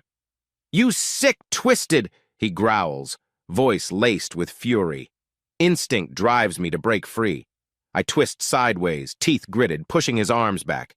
"Back off, Cameron," I snap, adrenaline flooding my veins. My voice shakes, but I'm not cowering. "You started this." We grapple briefly, stumbling into a nearby table. Wine glasses shatter on the marble floor. A handful of guests scatter to avoid the melee. Security guards scramble, but they're too slow to prevent Cameron from launching a clumsy punch that lands on my shoulder. Pain blooms, but it's overshadowed by the swirl of raw anger and a twisted sense of vindication. "Stop it!" Veronica screams, her sobs mingling with the gasps of onlookers. Aurora steps aside, letting us thrash. She won't intervene. She knows Cameron has to face the consequences of his violence, too. Cameron tries another swing, but I manage to block it, adrenaline lending me focus. My elbow catches him in the ribs, forcing a hiss of pain from his lips. It's an inelegant brawl, reminiscent of bar fights rather than a high-class gala. Suits and gowns be damned. Finally, two security guards break through the crowd, seizing Cameron by the arms and wrenching him back. His chest heaves, fury twisting his expression into something almost animalistic. Blood trickles from a cut near his lip where he must have hit a table edge. I stand a few feet away, breathing hard, shoulder aching. One of the guards checks on me, a worried look in his eyes. I wave him off. "I'm fine," I mutter. My gaze finds Cameron's, and a grim sense of finality washes over me. You can't just assault people for telling the truth, I add, voice echoing in the hush. Cameron yanks against the guards, trying to free himself. I'll ruin you, Hayes, he spits, a fleck of blood at the corner of his mouth. He glances at Aurora, betrayal etched across his face. And you ungrateful? Enough, Aurora cuts him off, her voice resonating with sudden authority. She glances at the stunned guests, the media cameras now capturing every moment. We're done here, Cameron. The world sees who you really are. She holds up the divorce papers. Soon, you'll have nothing left to threaten us with. Silence blankets the room again, pregnant with shock and dismay. Veronica stands near the stage, tears slipping down her cheeks, face pale. She looks at me, heartbreak and desperation mingling in her eyes. Adrian, please, she whispers, voice cracking. We can't end like this. The sting in my shoulder reminds me of Cameron's punch, and ironically, it steals my resolve. We ended the moment you decided to cheat, I say quietly, so only she and a few close by can hear. I won't pretend anymore. Security hauls Cameron aside, presumably to calm him down or even escort him from the venue. A hush ripples as the entire gathering stares, unsure whether to leave or stay. The spectacle is both horrifying and impossible to look away from. Leonard Turnbull looks mortified, brow furrowed. He clearly never anticipated his gala turning into a battlefield of revelations. A flurry of camera flashes momentarily stuns me, reporters stepping closer to capture the dramatic fallout. I catch Aurora's eye. She's trembling too, but she musters a nod of grim thanks. We did it, our careful plan reached its crescendo. Now all that's left is to exit. I stride across the marble floor, each step echoing in the hush. Veronica tries to follow, but I stiffen. She halts, tears trailing dark lines in her makeup. Adrian, what am I supposed to do? She pleads. My throat constricts. Despite everything, I can't ignore the years we spent together. I remember her laughter, the warmth in her eyes on our wedding day. But that Veronica is gone, replaced by someone who lied and betrayed me with barely a shred of remorse. Figure it out, I say, swallowing the lump in my throat. I've done all I can.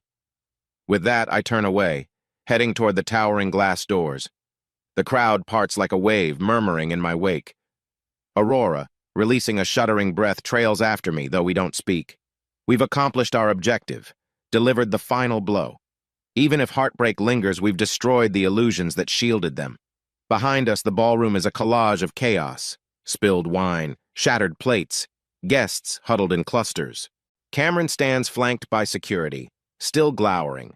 Veronica, shoulders sagging, clutches the divorce papers with trembling hands. The once elegant gala has devolved into a scandalous scene that will dominate headlines for days.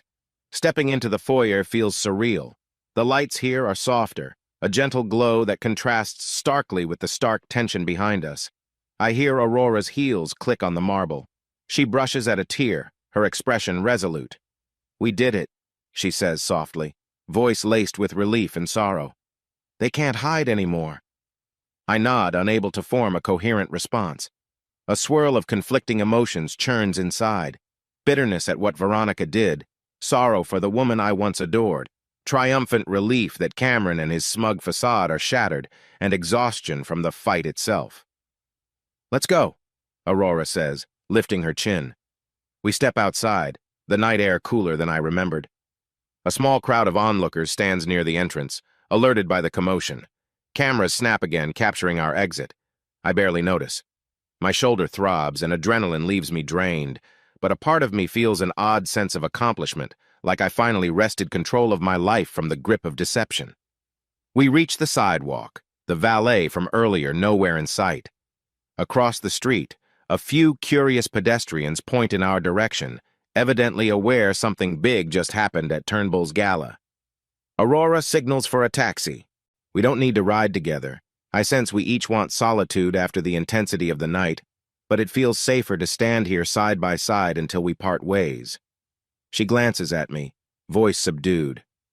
I'll call you in a few days, about the next steps. Her words hang between us, referencing the fallout we haven't fully processed yet.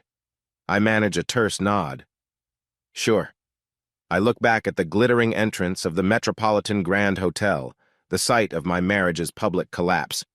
I'm done here, I tell myself, turning my back on the chaos inside. We slip into separate cabs, Aurora's heading off first. The driver in mine asks, "Big event tonight, huh?" I just nod wearily. The adrenaline dissipates, leaving behind an ache of heartbreak tangled with a raw kind of liberation. As the cab pulls away, I sink into the seat, ignoring the throbbing in my shoulder. My mind replays the images, Veronica's tears, Cameron's fury, the hush of the crowd. And me, for once, speaking my truth out loud, refusing to let them keep lying. It's over now. Yes, the perfect veneer is shattered, but in its place there's a clarity I haven't felt in months. I stare at the passing city lights, the last echoes of the gala swirling through my head. The confrontation is finished, and we've exposed them. A new chapter beckons, even if I'm not entirely sure what shape it'll take. I finally feel the strength to face it. I wake up the morning after the gala with a throbbing ache in my shoulder, a souvenir from Cameron's punch. For a moment, I linger in the threshold between sleep and reality, halfway convinced the previous night might have been a fevered nightmare. Then my phone buzzes on the nightstand, sending any hope of denial crashing down. When I check my notifications, I see exactly what I expected. Local news alerts, social media tags, half a dozen messages from acquaintances. "Real estate titans public brawl and infidelity exposed at charity gala," reads one headline. Another article, "Secrets unveiled, high-profile couples scandal shocks, Chicago's elite." I swipe through quickly, my stomach twisting. They've plastered Cameron's and Veronica's faces across the front pages, and mine, too. A text arrives from Grace McCarthy, my loyal assistant. "Hey, Adrian, I'm sorry about everything that happened. Are you all right? Call me if you need anything." I appreciate her concern, but can't bring myself to respond yet. My apartment, my new place, miles from the home Veronica and I once shared, feels uncharacteristically quiet. With a sigh, I get up, slipping into a soft robe that still smells faintly of the detergent from my old house. It's a small reminder of a life that's gone. Downstairs, I turn on the TV, and sure enough, the local morning news is recapping the fiasco at Leonard Turnbull's gala. A short clip plays on screen, a brief snippet of Cameron grabbing me, the two of us scuffling. The anchor's voiceover states, "Attendees say that both Adrian Hayes, a marketing executive, and Cameron Davenport, a well-known real estate developer, exchanged blows after shocking evidence of an affair came to light." I kill the volume, the pit in my stomach deepening. This isn't the future I imagined for myself. My marriage, broadcast as a scandalous sideshow. Still, a part of me feels an odd relief that the truth is out, no more secrets, no more silent torment. The day unfolds with multiple calls from friends, co-workers, even extended family who caught wind of the story. Some offer condolences, others want the juicy details. I dodge most calls, letting them roll to voicemail. Around mid-afternoon, I finally gather myself and drive to the law firm handling my divorce. The city seems strangely normal outside my car windows, oblivious to the personal hurricane I'm riding through. A few paparazzi have stationed themselves near the firm's entrance, hoping to snap more pictures or snag a statement. I push past their flashing cameras and rapid-fire questions. "Mr. Hayes, any comment on your wife's affair? Are you pressing charges against Mr. Davenport?" I ignore them, adrenaline spiking just enough to remind me my life is no longer private. Inside the law firm's polished foyer, I meet with my attorney, Rebecca Winters, an efficient woman with sharp eyes. She wastes no time. "Adrian," she greets, extending a hand. "You've had quite a public blow-up. I assume you're ready to expedite these divorce proceedings?" I drop into a sleek leather chair, nodding. "Yes," I say. "However quickly we can wrap this up, I want it done." She slides a stack of papers across the table. "Given the photographic evidence and public confession, Veronica's at a disadvantage. We can push for a swift settlement, no spousal support, minimal division of assets. The public scandal alone should pressure her to cooperate." A bitter pang flutters in my chest. I once loved her so much. Now I'm discussing how to cut her off financially. But that's the reality. "Do it," I say softly, swallowing the knot in my throat. As I leave, the paparazzi still hover. A few new faces with bigger cameras lurk on the sidewalk, shouting my name. I keep my head down, heart pounding with the awkwardness of sudden notoriety. Climbing into my car, I begin to realize there's no going back to anonymity. At least for a while, I'm the man whose wife cheated with a high-profile developer and who aired it all out in a public showdown. By the time I get home, the day's tension has exhausted me. I find a news clip in my messages. Someone from the gala must have recorded the entire fiasco on their phone. It's gone viral on social media, spurring jokes, heated debates, moral outrage. My name is trending regionally. This is so surreal, I think, pacing my living room. A knock at my door jolts me. Peeking through the peephole, I see a reporter with a camera crew. My pulse thrums. No, not now. I switch off the lights, letting them knock a few more times. Eventually, they leave. I sink onto the couch, mind swirling. The scandal is bigger than I anticipated, and I'm caught in its center. That evening, I force myself to call Grace back. She answers on the first ring. "Adrian, I've been worried." "Yeah, it's intense," I admit. I recount the paparazzi, the headlines, my attorney's plan.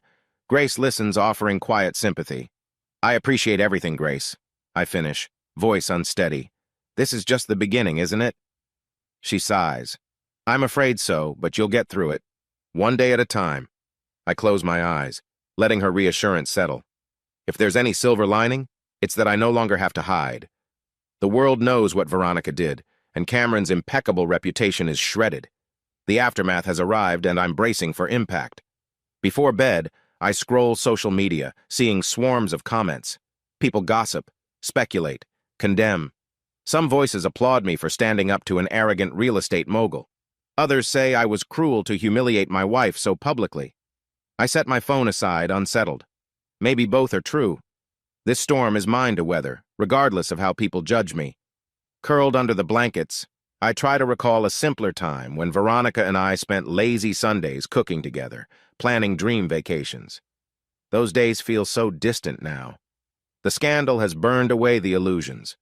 Tomorrow, the tabloids will keep churning, and the divorce will march forward. As my eyelids grow heavy, I remind myself, I've done what I had to.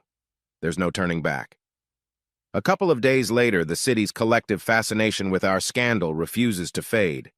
My phone is a constant source of agitation, either from unknown numbers or from old friends wanting a statement. So when the door intercom buzzes on an otherwise quiet evening, I half expect more reporters. Instead, the security camera feed shows Veronica standing in the hallway of my apartment building, eyes puffy and face pinched with anxiety. Her hair is pulled back in a messy bun as though she rushed here. It's the first time I've seen her in person since we parted ways at the gala.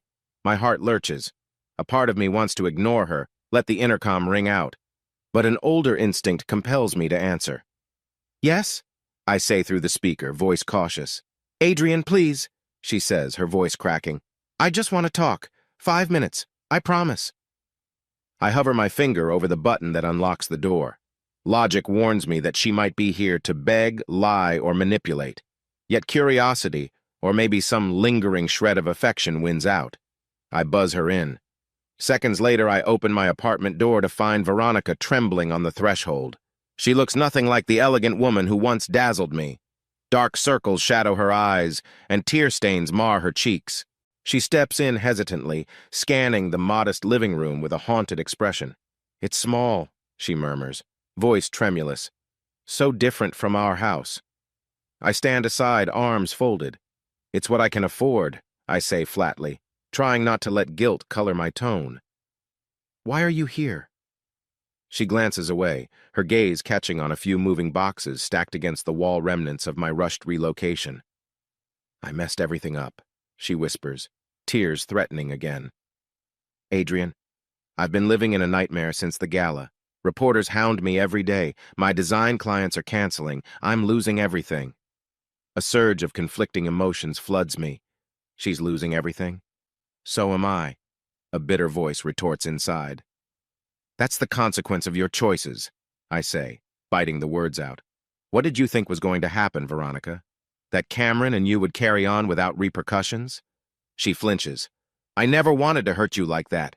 It spiraled out of control. Cameron was thrilling, and I was stupid, searching for something. I don't even know what." My jaw tightens at the mention of Cameron. For a second, Old wounds flare, recalling her clandestine outings. You found what you were looking for, then. A massive scandal. Her eyes brim with tears. She takes a small step forward, hands fluttering anxiously. I'm sorry.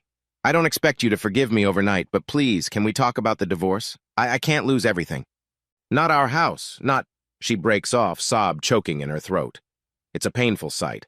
The woman I once adored now reduced to desperate pleas. Yet her words about losing everything spark an undercurrent of anger. You've already lost me, I say softly, letting the finality sink in. That's non-negotiable. Her tears spill over. Adrian, I know I betrayed you. I was selfish, reckless, but I'm begging you, can we at least settle things so I'm not left with nothing? She looks at me, raw vulnerability etched into every line of her face. I can't afford a big legal fight. I can't handle the public smear. This is destroying me. A wave of memory washes over me, the two of us painting the walls of our first apartment, laughing at how neither of us could wield a paintbrush properly. For a moment, I recall the genuine warmth that once tethered us. Then I remember how she lied for months, letting me spiral into suspicion and heartbreak. Sucking in a breath, I answer, My lawyer is handling the details. I'll sign documents that free me of you, no alimony, no continuation of assets gained during our marriage. You'll still have whatever you brought in, plus any small settlement my attorney includes. It's more than you deserve. She pales, a tremor running through her. I can't do anything to change your mind. She tries to reach for my hand, but I step back and her face crumples. No, I say, calmer than I feel. You hurt me in ways I can't get past. Even if we tried to reconcile, trust is gone. You made sure of that with every lie. Veronica's grief-stricken eyes roam the modest space, perhaps realizing there's no warmth or comfort here for her. I lost myself, Adrian, she stammers. I regret it more than you know. If you'd just let me explain... Explain what? I cut in, voice trembling on the edge. How you spent months sneaking around, humiliating me behind my back while I tried to keep our marriage alive? There's nothing left to say. My frustration flares, recalling the nights I waited for her to come home. You said you loved me, but your actions proved otherwise. Her sob escapes, raw and desperate. She sinks onto the arm of the couch, burying her face in her hands. This is all my fault, she whispers. A pang of sympathy jolts through me, sympathy for the woman who once upon a time meant everything, but bitterness overrides it. She did this to us. I can't fix her mistakes. We stay locked in silence for a moment, broken only by her ragged breaths. Then I clear my throat. It's best you go. My attorney will be in touch. Everything else is done. She lifts her head, mascara smudged, disbelief warring with heartbreak.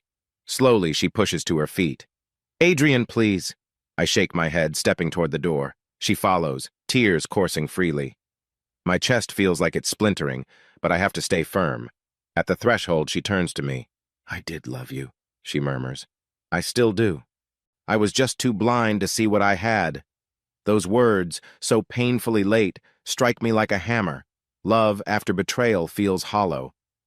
Goodbye, Veronica, I say, voice low. I open the door. She steps out, shoulders sagging, and I quietly close it behind her. In the lonely aftermath, I lean against the wood, heart pounding. The air feels heavy with finality. She's gone, leaving me drained and uncertain. This is how it ends, two people left in ruins. I grip the door handle, reminding myself that I have no regrets about refusing her pleas. She earned this outcome. As I return to the living room, an uneasy calm settles. I wonder if the tabloids will run pictures of her, if she'll try to salvage her design business. But it's not my concern anymore. I've chosen my path. Sever all ties and move forward without her. Whether it hurts or not, the decision stands. In the days following Veronica's tearful visit, I hear repeated rumors of Cameron Davenport's downfall. Whispers swirl about investor pullouts, hush-money settlements unraveling, ongoing investigations. Though I'm not directly involved in his real estate empire, I catch enough glimpses from news sites and associates to piece together a grim picture.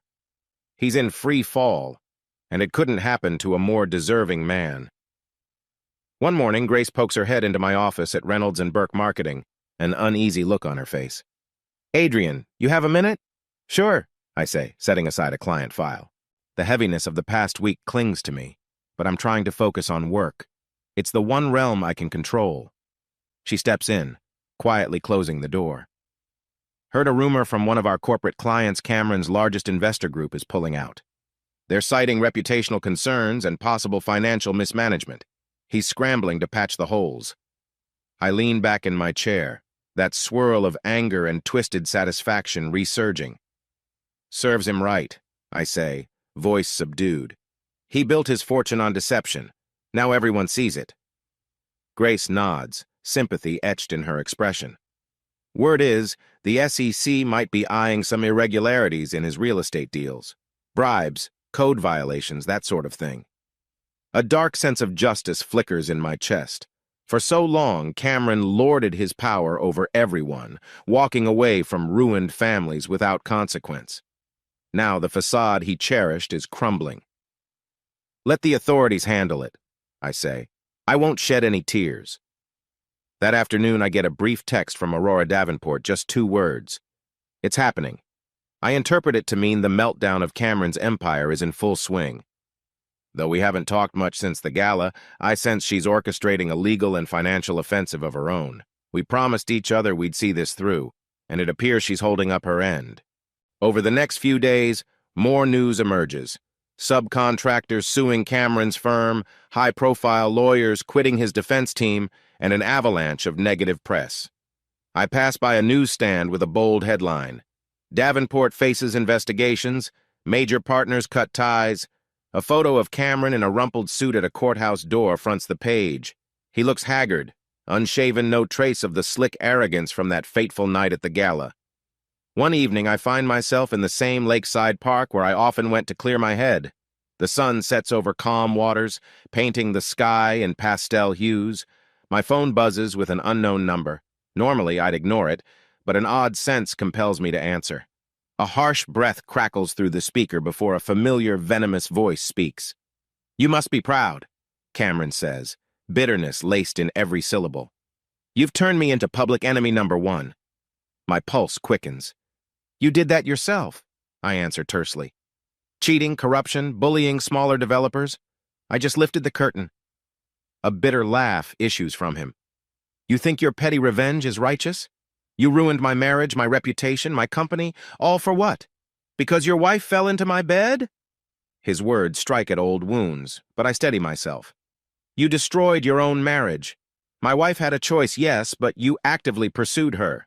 This isn't about pettiness. It's about consequences." Silence crackles through the line. When he speaks again, his tone is low, almost broken. "I've lost everything, Hayes. Aurora left me with nothing.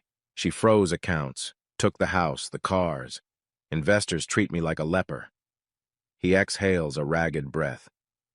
"I could say I'm sorry, but it wouldn't matter, would it?" My jaw tenses. "You're right, it wouldn't. Apologies don't fix the damage you caused." A pause, then Cameron lets out a hollow chuckle. "Figures. Well, enjoy your victory while it lasts. I'll find a way to recover. People like me don't stay down forever." I bristle, remembering his arrogant smirk. "Good luck with that," I say, voice cool, and end the call. My heart thuds, adrenaline lingering. Part of me wonders if he's truly remorseful or just lashing out in desperation. Another part doesn't care. He's paying the price at last. The next day, Aurora texts me a brief update. "Court hearing set for next week. Settlement in my favor likely. Thanks for everything." Beneath her polite words, I sense the relief of someone who's finally cutting ties with a toxic spouse. Cameron's empire is collapsing like a house of cards, leaving Aurora free to rebuild her life. Good for her, I think. Back at the office, I keep my head down, trying to refocus on my job. Yet every so often, a coworker sidles up, offering a sympathetic comment or a curious question about the scandal. I wave them off, politely but firmly. My personal life has been too public already. One evening, as I walk to my car, I pause by a cafe window. Inside, a TV news broadcast covers Cameron's continuing downfall. Legal experts speculate about fraud charges, potential jail time if evidence surfaces. It's surreal to see it all unravel on mainstream media. a karmic balancing act for the man who once believed himself untouchable. For a moment, a pang of emptiness bites at me. Is this truly satisfying, I wonder? Yes, I've forced him to face consequences. His public image is tarnished, his finances are in shambles. But does it heal the betrayal I felt when Veronica lied, sneaking off with him? Does it erase the lonely nights or the sense of lost love? I slip away from the cafe sighing. The truth is, revenge never fully heals. It's more like draining a wound, preventing further infection rather than restoring wholeness. Cameron's collapse might not fix my heartbreak, but it sure as hell ensures he won't prey on others without scrutiny. Walking along the dimly lit street, I consider the road ahead. My divorce from Veronica is nearly final, and Cameron's empire is sinking fast. Where do I go from here? My mind flickers to the image of me alone in a quiet apartment, half-packed boxes, shattered illusions. Perhaps the next step is figuring out how to move forward when vengeance is no longer my driving force. For now, I let the crisp night air fill my lungs, each breath carrying a mixture of relief, regret, and a faint glimmer of hope. Cameron's downfall is the final puzzle piece. The rest belongs to me to carve a life not defined by betrayal or retribution. I've won, in a sense. Time will tell if that victory brings peace or leaves me grappling with the emptiness that remains. A week passes, each day inching me closer to the final stage of the divorce. At last, the paperwork is set. Rebecca Winters calls to confirm a meeting at her law office, promising a swift signing process. Despite the dread coiling in my gut, I feel a pull of determination. This is how I reclaim my life, one signature at a time. Outside the skyscraper that houses Winters and Associates, I pause to steady my breathing. Paparazzi have mostly moved on to fresher scandals, leaving me with relative privacy. I press the elevator button and ascend to the 17th floor. The reception area is sleek and modern, calming white tones that contrast my internal tension. Rebecca greets me warmly. Adrian, let's get this finalized. She leads me into a glass-walled conference room with a stunning city view. Instead of focusing on the skyline, I zero in on the stack of documents awaiting my signature. She explains, Veronica's attorney has agreed to minimal settlement terms, no alimony, no claim to future earnings. You keep the main property you both acquired after marriage, though she retains some personal items. Essentially, you're free to part ways with minimal entanglement. My stomach flips. I think of the house Veronica and I once shared, though I can't imagine living there again. Probably I'll sell it, use the funds for a fresh start. Fine, I say, picking up the pen. Each page demands an initial or signature. I comply, the final flourish on this fractured chapter of my life. A hush falls as I sign the last line. My chest tightens, tears threatening for the briefest moment. This is it, my marriage, undone by black ink and official stamps. I rub my temple, swallowing the wave of nostalgia. No matter how toxic it became, part of me still mourns what we once had. When I look up, Rebecca offers a sympathetic smile. I'll file these immediately. You should have final confirmation within a few days. Legally, your marriage is over. I exhale, the tension easing but leaving an ache behind. Thank you, I manage, voice clipped. I appreciate your help. After I leave the law firm, I wander a few blocks in a daze. The city bustles around me, people hurrying on lunch breaks, taxis honking. My phone buzzes with a text from Grace, checking in. How'd it go? I type back simply, it's done. My finger hovers over the send button, a flood of mixed emotions threatening to overwhelm me. Then I tap send, sealing this new reality. On my drive home, the radio chatter fades into background noise. My thoughts drift to what comes next. I'm divorced. Cameron's facing a meltdown. Veronica is presumably on her own. The vengeance that propelled me is largely fulfilled. Yet I don't feel that triumphant rush, only a quiet relief and a gnawing emptiness. When I reach my apartment, I find myself rummaging through half-packed boxes from weeks ago. One box holds old photographs, Veronica and me on our honeymoon, her bright smile shining under a tropical sun. My throat tightens. Carefully, I slip the photo into a separate envelope, unsure whether to keep or discard it. Maybe one day I'll look back on that memory without bitterness. Later in the evening, Grace calls. I hear relief in her voice when I pick up. So it's over, she asks gently. Just about, I confirm, pacing near my couch. I signed everything. Veronica and I are done. She hesitates, then says, How are you holding up? Better than I expected, worse than I hoped, I reply with a wry smile that she can't see. I'm free, I guess, but I never imagined it would feel so hollow. Grace hums sympathetically. I get it. You fought for justice, but that doesn't magically erase the heartbreak. Give yourself time, Adrian. You'll rebuild. I murmur my thanks, recalling how her unwavering support has been a lifeline. We end the call on a subdued note, neither of us mentioning Veronica by name. It's an unspoken understanding she's the past now. As night settles, I pore over the final divorce documents one more time, verifying every line. My eyes catch the last paragraph confirming that Veronica has no further claim on my property, finances, or future. No further claim on my future. The phrase resonates. Stepping onto my small balcony, I let the cool air brush my skin. The city lights twinkle, cars streaming below like restless ants. Despite the heartbreak, the scandal, the public humiliation, I'm still standing. My shoulders' bruises from the gala have faded, a faint reminder of the fight. A fight that might extend beyond that night, but I'm prepared to face it.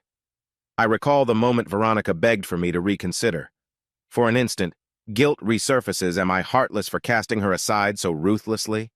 But no, I remind myself. Trust was shattered, and she crossed lines I can't ignore. My actions are the price of her betrayal, a truth I must accept even if it stings. A breeze ruffles my hair. I stare at the glowing skyline.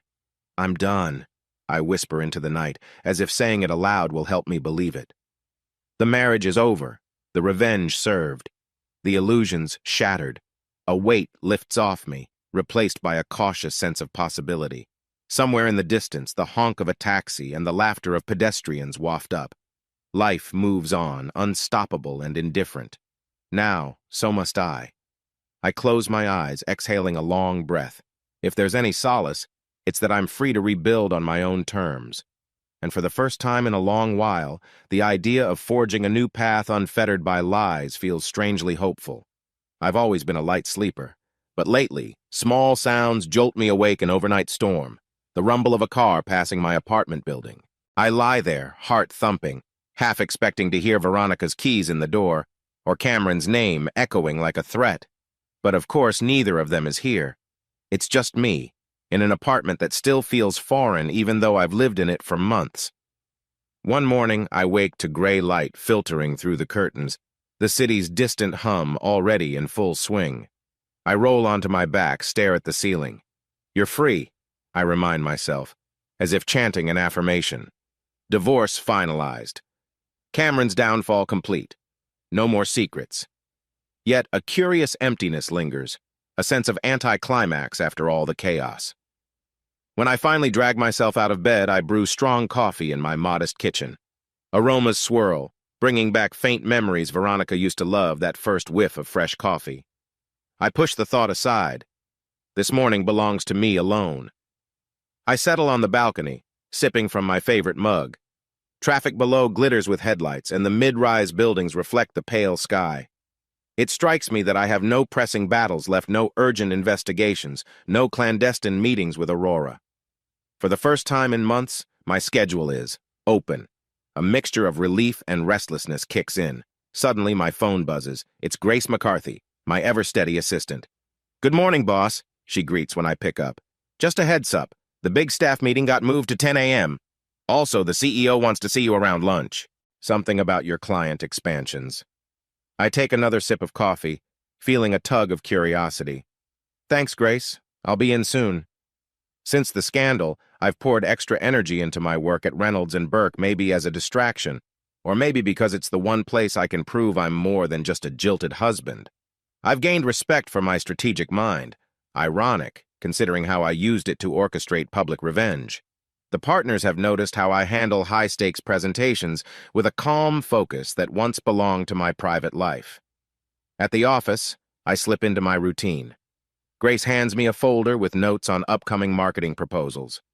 We're close to finalizing a partnership with Webster Technologies, she explains. They're impressed with the expansions you've spearheaded. Good, I murmur, flipping through the documents. Work talk soothes me, like white noise that keeps old memories at bay. Next to me, Grace gives me a measured look. She's known me long enough to sense my internal shifts. You doing all right? She asks softly. I force a small smile. Honestly, not sure. It's quiet now that everything's settled. Feels weird. She touches my arm lightly. Give it time. You went through so much, so fast. Later at the staff meeting, I present a marketing strategy for a client. My approach is systematic, thorough fellow colleagues nod in approval. Behind my composure, though, I catch glimpses of my old self, the Adrian who used to share life stories with Veronica over dinner. Now, I channel that passion into slides and bullet points. Around midday, I step into the CEO's office.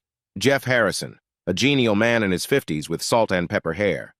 He gestures for me to sit, a thoughtful expression on his face. Adrian, I won't beat around the bush, he begins. Your performance these past months, despite your personal turmoil, has been exceptional.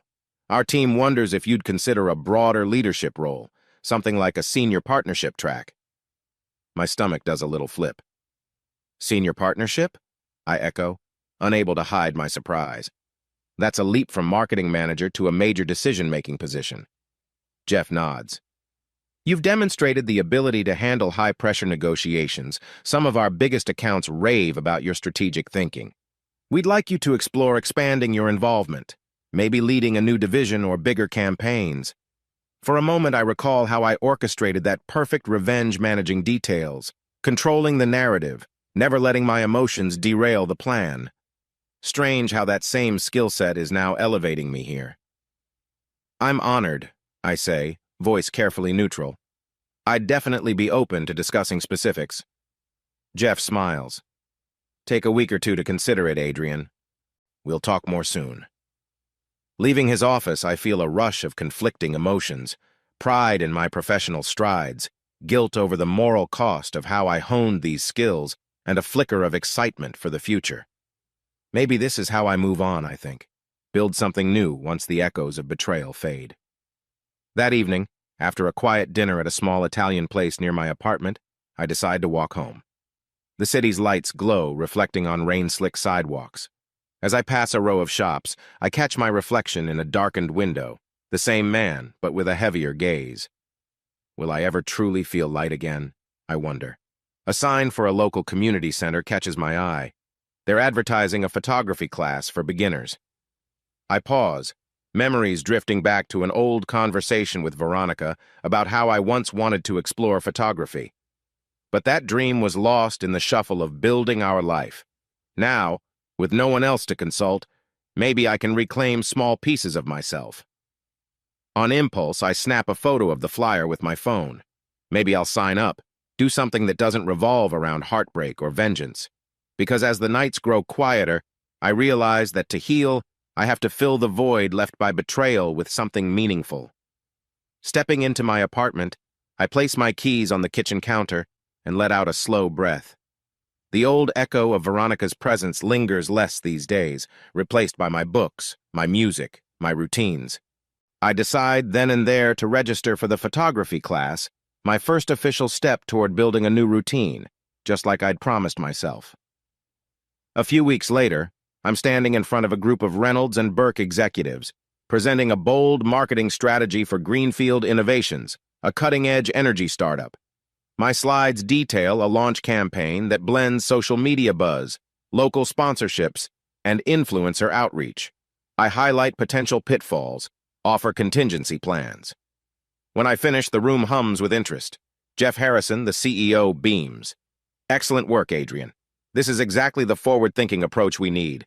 Let's put this plan into motion. A round of applause follows. I offer a polite nod, fighting a small grin. In the aftermath of my personal chaos, it feels surprisingly good to excel at something. Clients trust me. Colleagues respect me. There's a sense that I've turned the darkest period of my life into a springboard. After the meeting, Jeff pulls me aside. I think we're ready to formalize that senior partnership discussion, he says, voice low. Board meets next month, expect an offer. My chest tightens with anticipation. I appreciate the vote of confidence, I reply. I won't let you down. Before heading back to my office, I pass Grace in the hallway. She flashes me a thumbs up. You nailed it, she whispers. I grin, a warm spark lighting inside me, a stark contrast to the emptiness that followed the divorce and scandal. Maybe forging ahead is more than just survival. It's about rediscovering ambition beyond revenge. Later, as I settle at my desk, I feel my phone vibrate. An unknown number. Usually I'd ignore it, but curiosity wins. Hello? Adrian Hayes, a calm female voice asks. This is Evelyn Brooks from the Chicago Business Review. I wondered if you'd be open to an interview. We're covering local marketing leaders who rose to success under intense pressure. My pulse lurches. An interview with a reputable publication? It's a chance to highlight my professional achievements, but I know they might also pry into my personal life. I'm flattered, I say carefully. Could you send me some details by email? Sure, Evelyn responds. We'd focus on your campaigns, leadership style, some personal backstory if relevant. Let us know. I hang up, a swirl of excitement and anxiety whirling in my chest. The city's media once crucified me for my scandal. Now they want to label me a rising star. Funny how quickly the narrative shifts. I exhale, deciding to weigh the pros and cons. Part of me wants to prove I'm more than a scorned husband, but I'm wary of the spotlight. The memory of intrusive paparazzi is still fresh. That evening, I decide to visit a new photography store before heading home. Ever since I signed up for that community center class, I've been eyeing an entry-level DSLR camera. The place smells of fresh cardboard and electronics. A young clerk, Tasha, greets me with enthusiasm. Looking for anything special? Just browsing, I hedge, scanning the neatly displayed cameras. I'm new to all this. She nods knowingly. Getting into photography is awesome, kind of like learning to see the world differently. Let me know if you have questions. A pang hits me at her words. Learning to see the world differently. That's exactly what I need. For so long, I fixated on deception, heartbreak, and revenge. Now, maybe I can shift my perspective. I end up purchasing a mid-range DSLR with a standard lens kit, my pulse flickering with a hint of excitement. By the time I return to my apartment, it's dusk. The city skyline glows pink and orange through my balcony window. I unbox the camera, marveling at the smooth design, the crisp shutter sound when I test it. Part of me wonders if I'm too old to pick up a new hobby, but another part relishes the fresh start. No expectations, no timelines, just a chance to create. The next day, I show up early to the community center for the beginner's photography class. The instructor, Aria Reed, is a soft-spoken woman with a knack for explaining aperture and shutter speed in simple terms. We spend the session practicing shots of random objects, a fruit bowl, a window with sunlight streaming in. My attempts are amateurish, but I feel a spark of joy capturing everyday moments through a new lens. When class ends, Aria lingers to chat. You've got a good eye for composition, Adrian, she says, pointing to one of my shots. Nice use of leading lines. Don't worry about perfect settings, just keep practicing. I grin awkwardly. Thanks. It's refreshing to focus on something that isn't complicated. Aria nods, studying me with gentle curiosity. Photography can be therapeutic, a fresh viewpoint. That's why I started teaching helps people find a bit of peace. The word peace resonates like a gong in my chest. Peace. After months of swirling drama, maybe that's what I've been craving. I thank her and head out into the crisp evening, camera bag slung over my shoulder. The city's neon signs flicker to life, and I can't resist snapping a few pictures of them. Each click is a small triumph, capturing the present moment instead of replaying my painful past. Back home, I review the images on my laptop. Most are mediocre, slightly blurry, off-center, but I'm proud anyway. Grace calls mid-edit, congratulating me again on the upcoming partnership prospects. I confide in her about the photography class, how it's giving me new perspective. She's thrilled, saying she can't wait to see my shots. After we hang up, I stare at one photo, a shot of a city street at sunset, the sky ablaze in pinks and purples. A simple scene, yet it feels like a quiet victory. You're allowed to start over, I remind myself. Free from the weight of Veronica's betrayal, the vengeance you inflicted, and the emptiness that followed. The feeling of possibility expands in my chest. Work is going well. A new hobby beckons, and the city spreads out before me, no longer a battlefield, but a place to explore. For once, I go to bed with a hint of excitement for the next day, not just relief that the previous one ended. 2 months later, I'm juggling the final steps toward my senior partnership at Reynolds and Burke. My calendar overflows with client meetings, draft proposals, and internal reviews. Despite the workload, I maintain a consistent routine: work by day, photography class by evening, sometimes winding down with a slow walk along the city's edge. My life has settled into a calm pattern until a twist of fate jolts me right back into old memories. It happens on a Thursday evening.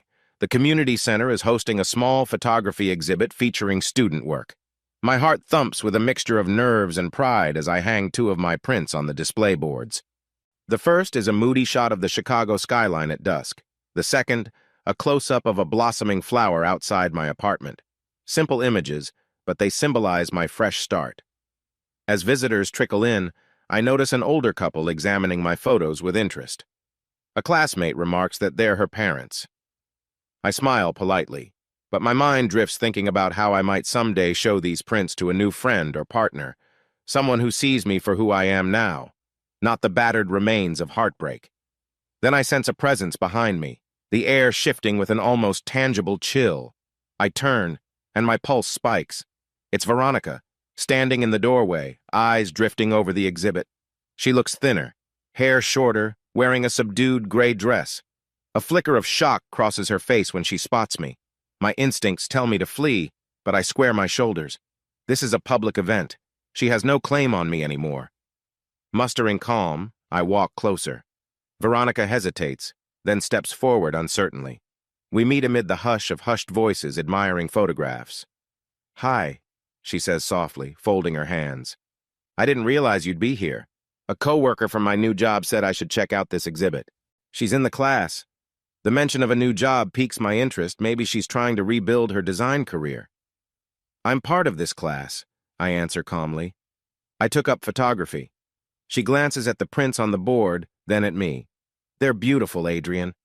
A sadness darkens her eyes. "It suits you seeing beauty in small details." For a heartbeat, I recall how she once praised my attention to detail in everything but our marriage. I swallow, forcing a polite nod. "Thank you." An awkward silence. People move around us, exclaiming over various photographs. Veronica shifts on her feet. "I've thought about reaching out," she admits, voice low. "But I didn't want to intrude. I've been trying to get my life together. New job, new place, living quietly." Memories of her tearful plea at my apartment flare in my mind. "I'm glad you're making progress," I say, carefully neutral. A swirl of conflicting emotions churn in me: sympathy, anger, leftover affection. But I keep them in check.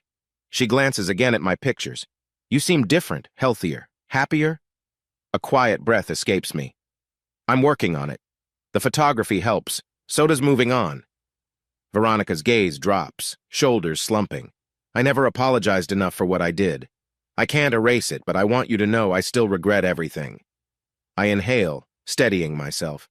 "I made my peace with it as best I could. We both lost things that can't be regained." Her eyes fill with tears. She tries to blink away. "I know. You're right. I just wanted to say I'm sorry again, and I'm thankful you didn't try to destroy me beyond the divorce." I bristle slightly, recalling how I publicly exposed her. But I suppose from her vantage point, I could have been even harsher legally. She rummages in her purse, pulling out a small envelope. "I, found some old photos of us from a trip to the coast. Thought you might want them. If not, toss them." A wave of nostalgia prickles my eyes. The coast trip was one of our better memories: sun-soaked days, quiet nights. I accept the envelope with a stiff nod, unsure if I'll open it. "Thanks." She inhales shakily. "I won't keep you. Just please know I never stopped caring for you, even if I did the worst thing possible to betray us." A thick ache settles in my chest, but I manage a calmer voice than I feel. "I appreciate that. We can't rewrite the past. Take care, Veronica." She nods, steps back, and disappears among the crowd. My heart pounds, adrenaline surging from the unexpected encounter. Slowly, I walk to a quiet corner, pressing a hand to my temple. The old love, the devastating betrayal, the unstoppable finality, it all collides in my head like a slow-motion replay. A gentle voice interrupts me. "Adrian, hey, you okay?" It's Aria, my photography instructor, noticing my shaken demeanor. I exhale, forcing a smile. "Just ran into someone from my past," I admit. "Nothing to worry about." Aria nods sympathetically, not prying. "If you need a breather, there's an empty break room at the back." I thank her and slip away, clutching the envelope Veronica gave me. In the break room's solitude, I slide the photos out. They show me and Veronica on that sandy shore, arms around each other, the ocean behind us. We look carefree, completely in love. My eyes sting with unshed tears. How naive we were, but I also sense that I've grown since then, forging a life not defined by her choices. Gently, I tuck the photos away. They're part of my history, but they don't dictate my future. By the time I return to the exhibit, the initial shock is gone, replaced by a sense of bittersweet acceptance. Maybe it's okay to remember the good times, even if betrayal overshadowed them in the end. I rejoin the group, receiving polite compliments on my prints. People ask about my technique, how long I've been practicing. I chat casually, discovering a flicker of genuine enjoyment in sharing my budding passion. In that moment, I feel a small swirl of pride. I faced Veronica and didn't crumble. I'm forging new paths, capturing fleeting moments of beauty, and letting the past remain where it belongs. A bright Saturday morning finds me on the rooftop of my apartment building, camera in hand, capturing the city's skyline under golden sunlight. The wind ruffles my hair, and I welcome the crisp air, a sense of renewal settling in. One shot at a time, I remind myself, snapping photos of tall structures shimmering in dawn's glow. I've decided to invest in a new lens, something that suits portraiture as well as landscapes. My photography class ends soon, but I plan to continue practicing. There's a small pang that wonders if I can photograph people again, trusting them not to conceal their truths. But I push that aside, determined to focus on the possibilities ahead. Back inside, I tidy my apartment, switching on some soft music. I catch a glimpse of a photo pinned to my fridge, me smiling, camera in hand, taken by Aria as a class demonstration. It's a snapshot of how far I've come, someone who no longer flinches at the mention of betrayal, someone forging a new identity. My phone rings. It's Jeff Harrison from Reynolds and Burke. "Hey, Adrian," he says cheerfully. "Wanted to share some news. The board unanimously voted to offer you a senior partnership. Congratulations." A warm flush of excitement courses through me. "Thank you," I manage, a slight tremor in my voice. "I'm honored." "We'll finalize the contract next week," Jeff continues, "but expect an upgrade to your office, a bigger team, and a considerable raise." I laugh, a genuine sound I haven't made in too long. "Sounds like a plan." "I appreciate the confidence, Jeff." After the call, I stand there, heart pounding with triumph. A senior partner at Reynolds and Burke, a position that once felt unimaginable. This promotion cements my professional standing, acknowledging my resilience and intelligence. If there's any silver lining to the chaos I endured, it's that I emerged sharper, more focused. With that in mind, I decide to celebrate. I text Grace, inviting her to lunch at a trendy cafe near the office. She's been my confidant, a quiet pillar through the storm. When we meet, she's already snagged a table by a window, sunlight catching her thoughtful expression. "Tell me everything," she urges the moment I sit down. "Jeff called me about your promotion. How do you feel?" I grin, placing my camera bag by my feet. "Honestly, relieved, proud, maybe a bit nervous." I shrug. "But mostly ready." She reaches across the table, giving my hand a quick squeeze. "You deserve it. After all the heartbreak, you still came out on top." I nod, sipping the iced tea a waiter brings. "I guess. It's just that sometimes at night I remember how easily things can fall apart. One day life's perfect. The next it's all betrayal and lawsuits." Grace's eyes soften. "Life's precarious, yeah, but that doesn't mean you can't enjoy the good moments. You taught me that in a way. Even through everything, you never lost your drive." Her words strike deep, reminding me I'm not the same person who lived in fear of Veronica's secrets. We chat about the upcoming partnership, the photography classes, how I'm learning to appreciate small joys. She shares her own dreams, maybe traveling more, exploring new hobbies of her own. After lunch, I wander the city with my camera, capturing candid shots of busy sidewalks, flower stalls, a street musician playing a saxophone. Each snap of the shutter feels like an affirmation. I'm here, living life by my terms, not trapped in the shadows of someone else's deceit. Night falls by the time I return home. I flick on the living room lamp, noticing the envelope of old photos Veronica gave me still on my coffee table. A swirl of emotions courses through me. Anger, nostalgia, acceptance. Carefully, I tuck them into a drawer, deciding I won't toss them just yet. They're a chapter of my story, one that shaped who I am. I settle on the couch, laptop open to review the day's photos. Some are passable, a few are surprisingly decent. There's an image of a couple walking hand in hand, sharing laughter. Funny how I can look at them without bitterness now, I think. As I scroll, I reflect on how far I've come from a broken husband planning a public takedown to a man forging new routines. That storm of betrayal and revenge, while destructive, forced me to confront who I am when everything crumbles. And I've chosen to stand back up, piece by piece. A knock at the door startles me. Checking the peephole, I see Aria from my photography class, wearing a polite smile, holding a small box of prints. "Hey," she says when I open the door. "I was in the neighborhood, thought I'd drop these off. We printed everyone's final class projects." She hands me the box.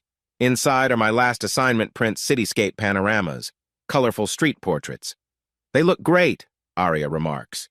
"You have a real eye." I flush with modest pride. "Thanks. You taught me well." She lifts a brow. "You taught yourself to see differently. I just nudged you along." We laugh lightly, stepping into the living room. She glances around, noticing the half-finished spool of bubble wrap near the corner. "You moving?" I chuckle softly. "No, not yet. Might find a bigger place sometime, maybe somewhere with better lighting for photography. Or maybe I'll just redecorate." Aria nods, offering a friendly grin. "If you ever want a second opinion on lighting, let me know. My brother's an interior designer. He owes me a favor." Warmth blooms in my chest at the thought of leaning on new acquaintances. "Thanks, I appreciate that." After she leaves, I hold the box of prints, feeling a tender gratitude.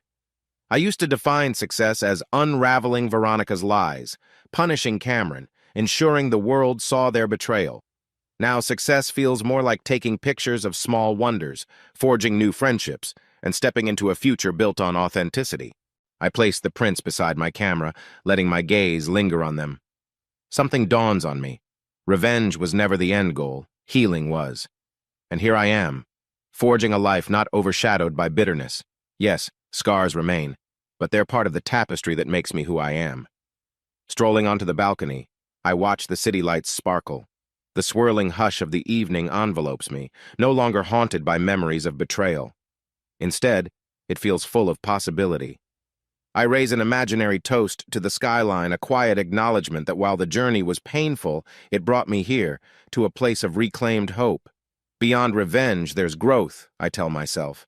A new tomorrow awaits, shaped by my own choices, unburdened by secrets or old pain. In the hush of the city night, I realize I'm truly free. A gentle sense of peace settles in my chest as I imagine the next steps, whatever they may be, embracing them with a heart that's finally open to life's endless possibilities.